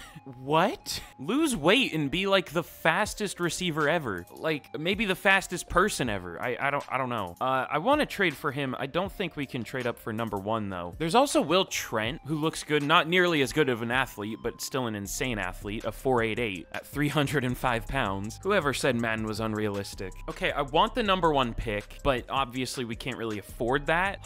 Do the Broncos need a defensive tackle? What do they need? It's not in their top 5 needs. They kind of need one, but apparently they have bigger issues. They might take him. If they don't though, I think I'll trade up to number 2 if we can. Damn it. Okay, well, he's probably like an 80 something overall. But what do I want to do? We still have a couple needs on the team, just not many anymore, thankfully. I mean, I almost wish we had more needs. We would probably play better somehow. But let's go with Terrell Chamberlain. Looks like a decent safety. I don't know. He doesn't look great though. I like his man a lot. He is a man, but doesn't have an A for anything else. I don't think he's great, but he looks good enough. Hidden dev, cool. Only 86 acceleration though. I'm sure I could find a lineman with better acceleration. But pick 32. Let's see if there's a crazy good guard or center this year. I don't see one, but we'll check. Elton Gold could be really good. If he had A awareness, I would probably take him. I don't know though. Ooh, Dylan Holcomb looks really good. We still do need a center. Let's see. Let's go with Tucker Olson. Looks good at linebacker. He's just slow. Solid speed and poor acceleration. Ooh, let's go with Kyle Little. 4.49 speed, a 4.42 at his pro day. A few A ratings. We'll take him. Hidden dev sounds good. I don't know if he's gonna be great because he wasn't fully scouted, but I guess we'll see. Round 2, let's go with... Should we go Holcomb here? I guess so. I mean, I don't know what else I want to do. Hidden dev, 96 strength. Cool. Let's go with Jermaine Hunt at corner. He looks really good. We can always use more corner depth, I guess. Well, there's also Ray Darius Nash. That's a crazy name. Skipped the combine and his pro day. Was he hurt? Probably. He's a good man, but we don't know what his zone is, and he's not super fast. We'll just go with Hunt. Hidden dev, cool. And then last pick of this rebuild. Let's go with... Is he gone? Oh, no, he's still here. Jonathan Bolden. Probably like a 72 overall defensive end, but maybe not even that good. But I think he'll go up at defensive tackle, so we'll take him. Hidden dev. I think we did all right here. I don't think this was a great draft, but I think we did okay, so we'll take it. But, okay, this wasn't a great draft. Was this just a horrible class, or am I bad? Maybe I'm bad, because the CPU made some decent we picked 2 linebackers after we had already picked one, but they were almost as good as the one I had picked, so I don't know. This was a class. Chamberlain's only a 75. Kyle Little is only a 73? I mean, his tackle isn't great, but pretty good ratings for everything else. Our one really good pick was Dylan Holcomb, probably a mid-first round talent, maybe even top 10 at guard, and then the rest of these picks weren't great. The last one I made was Underwood, and he is bad. And yes, Oscar Alexander is an 84 overall. There was a better safety? Why did I not take Thomas Nash? Does he even look that? Oh, he has 90 pursuit. Okay, yeah, that'll do it. But how was I supposed to know that? That's tough. Whatever. What can you do? Okay, so I'm bad, I guess. I don't know. Because, yeah, this was a good draft class. I mean, mostly just early on where we didn't have any picks, but there were good players, I guess. So skill issue. I don't know. I tried. But here's a look at the team heading into the final year here. Back up to a 90 overall after all the moves we just made. 92 offense, 89 defense. With what should hopefully finally be a good defense. Now, it won't be, but it should be. I can almost guarantee that, unfortunately. But I do want to check at least one thing. Did we get back to being the best overall team in the league? I kind of doubt it, but we could be because most teams are absolutely broke here. Okay, no, the Saints have a 91. They have Jalen Carter, who I can't. Demarius Watford. Why did they put white on light gold? I can't read that. And they also somehow got, oh, I thought that was Caleb Williams because that's the face I have for Caleb Williams.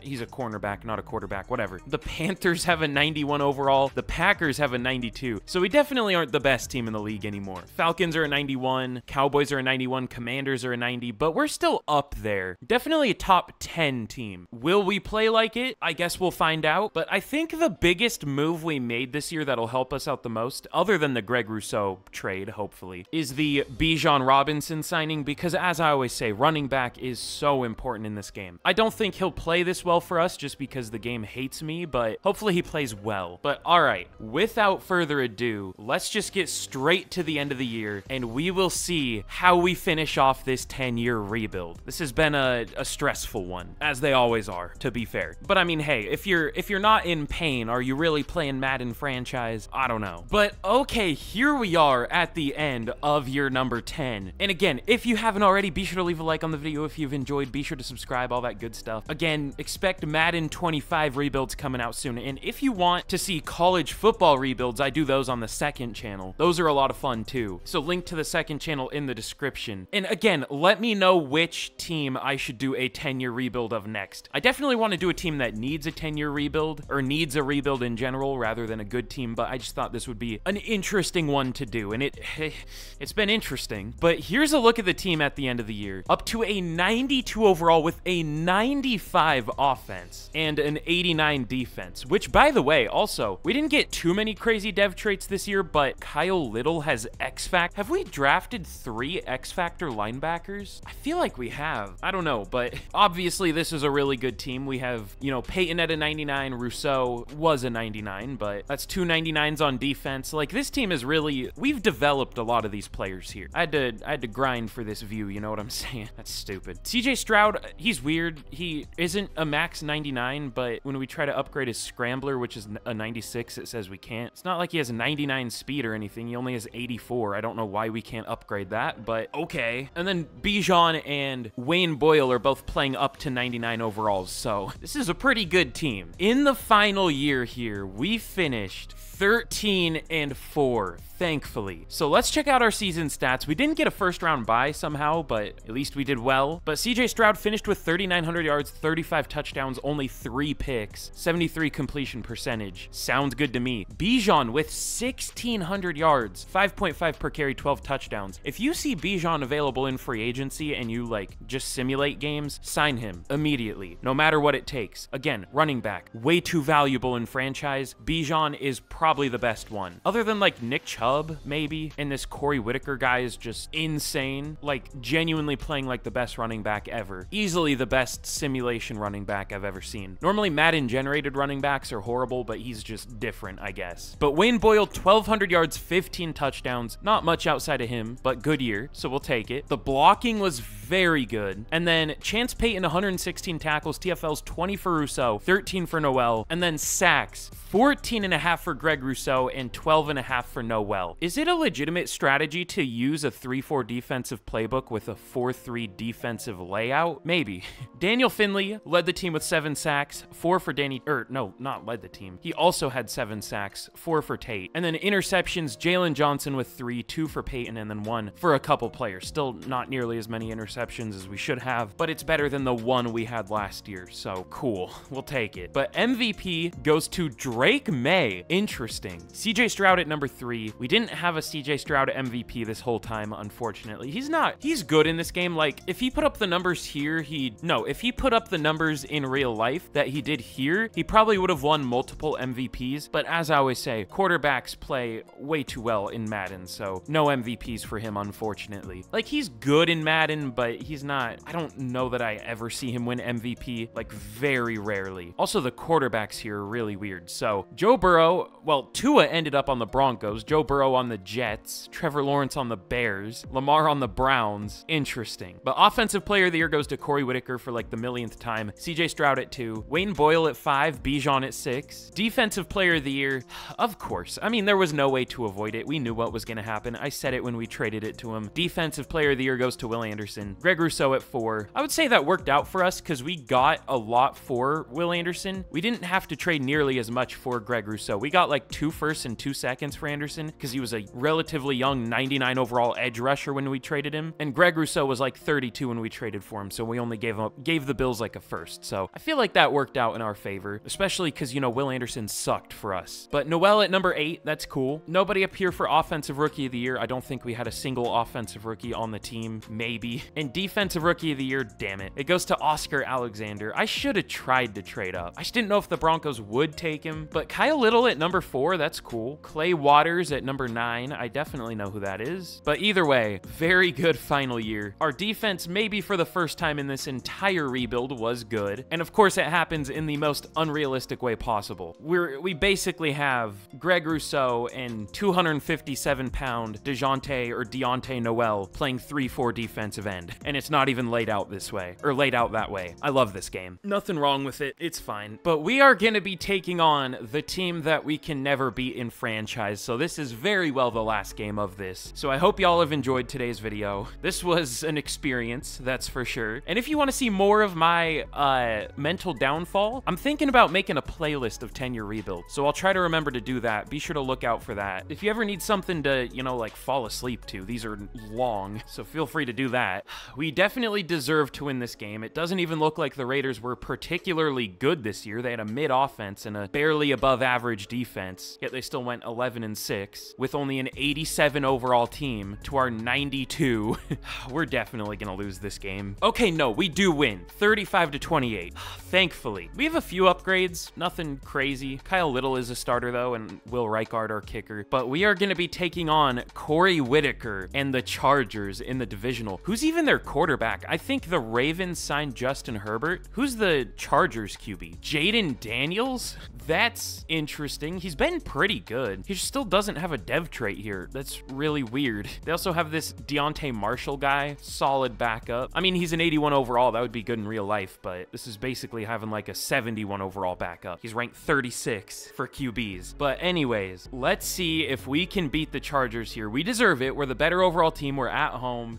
Let's see what happens. And we do, 42-23. We'll take it. But we have a hot opponent scenario here for the Jets of all teams. We'll go be confident. Y'all know me. The Jets are only an 89 overall at 14-3. I'm like spazzing out today. I don't know how I keep doing this. Like, I keep scrolling to the wrong screens when I'm trying to just scroll down. I don't know. The Jets are very good here, clearly. They do have a better defense than us, but we have a 6 overall better offense. Like, it's not close there. It was close in terms of performance, but in terms of overall, it was not close. But let's see what happens here, and let's see if we can move on to our second Super Bowl of the rebuild in the final year. We do. We destroy the Jets 21-7. And do you see who we're taking on? Did you see that? We get plus 10 for all those stats, 2,500 XP. That's cool. We're gonna have a Super Bowl rematch here, which is scary. Hey, we get a lot of upgrades. Chance Payton, Carl Edwards, Deontay Noel, Miles Brown, Jamichael Bartell, Colin Perry, basically like half our starters. But we have a Super Bowl media day for our final game here. This is everything. This is not just the beginning. This is the last game. We'll take the 10 staff points. That's cool. And we have a hot opponent once again. Can't we ever be the hot opponent? I mean, we have the same record. We'll go be confident again. Y'all know me. And we have a couple more upgrades. Dylan Holcomb, and then CJ Stroud is stuck here because he can't be upgraded for some reason. But let's jump in to the final game here.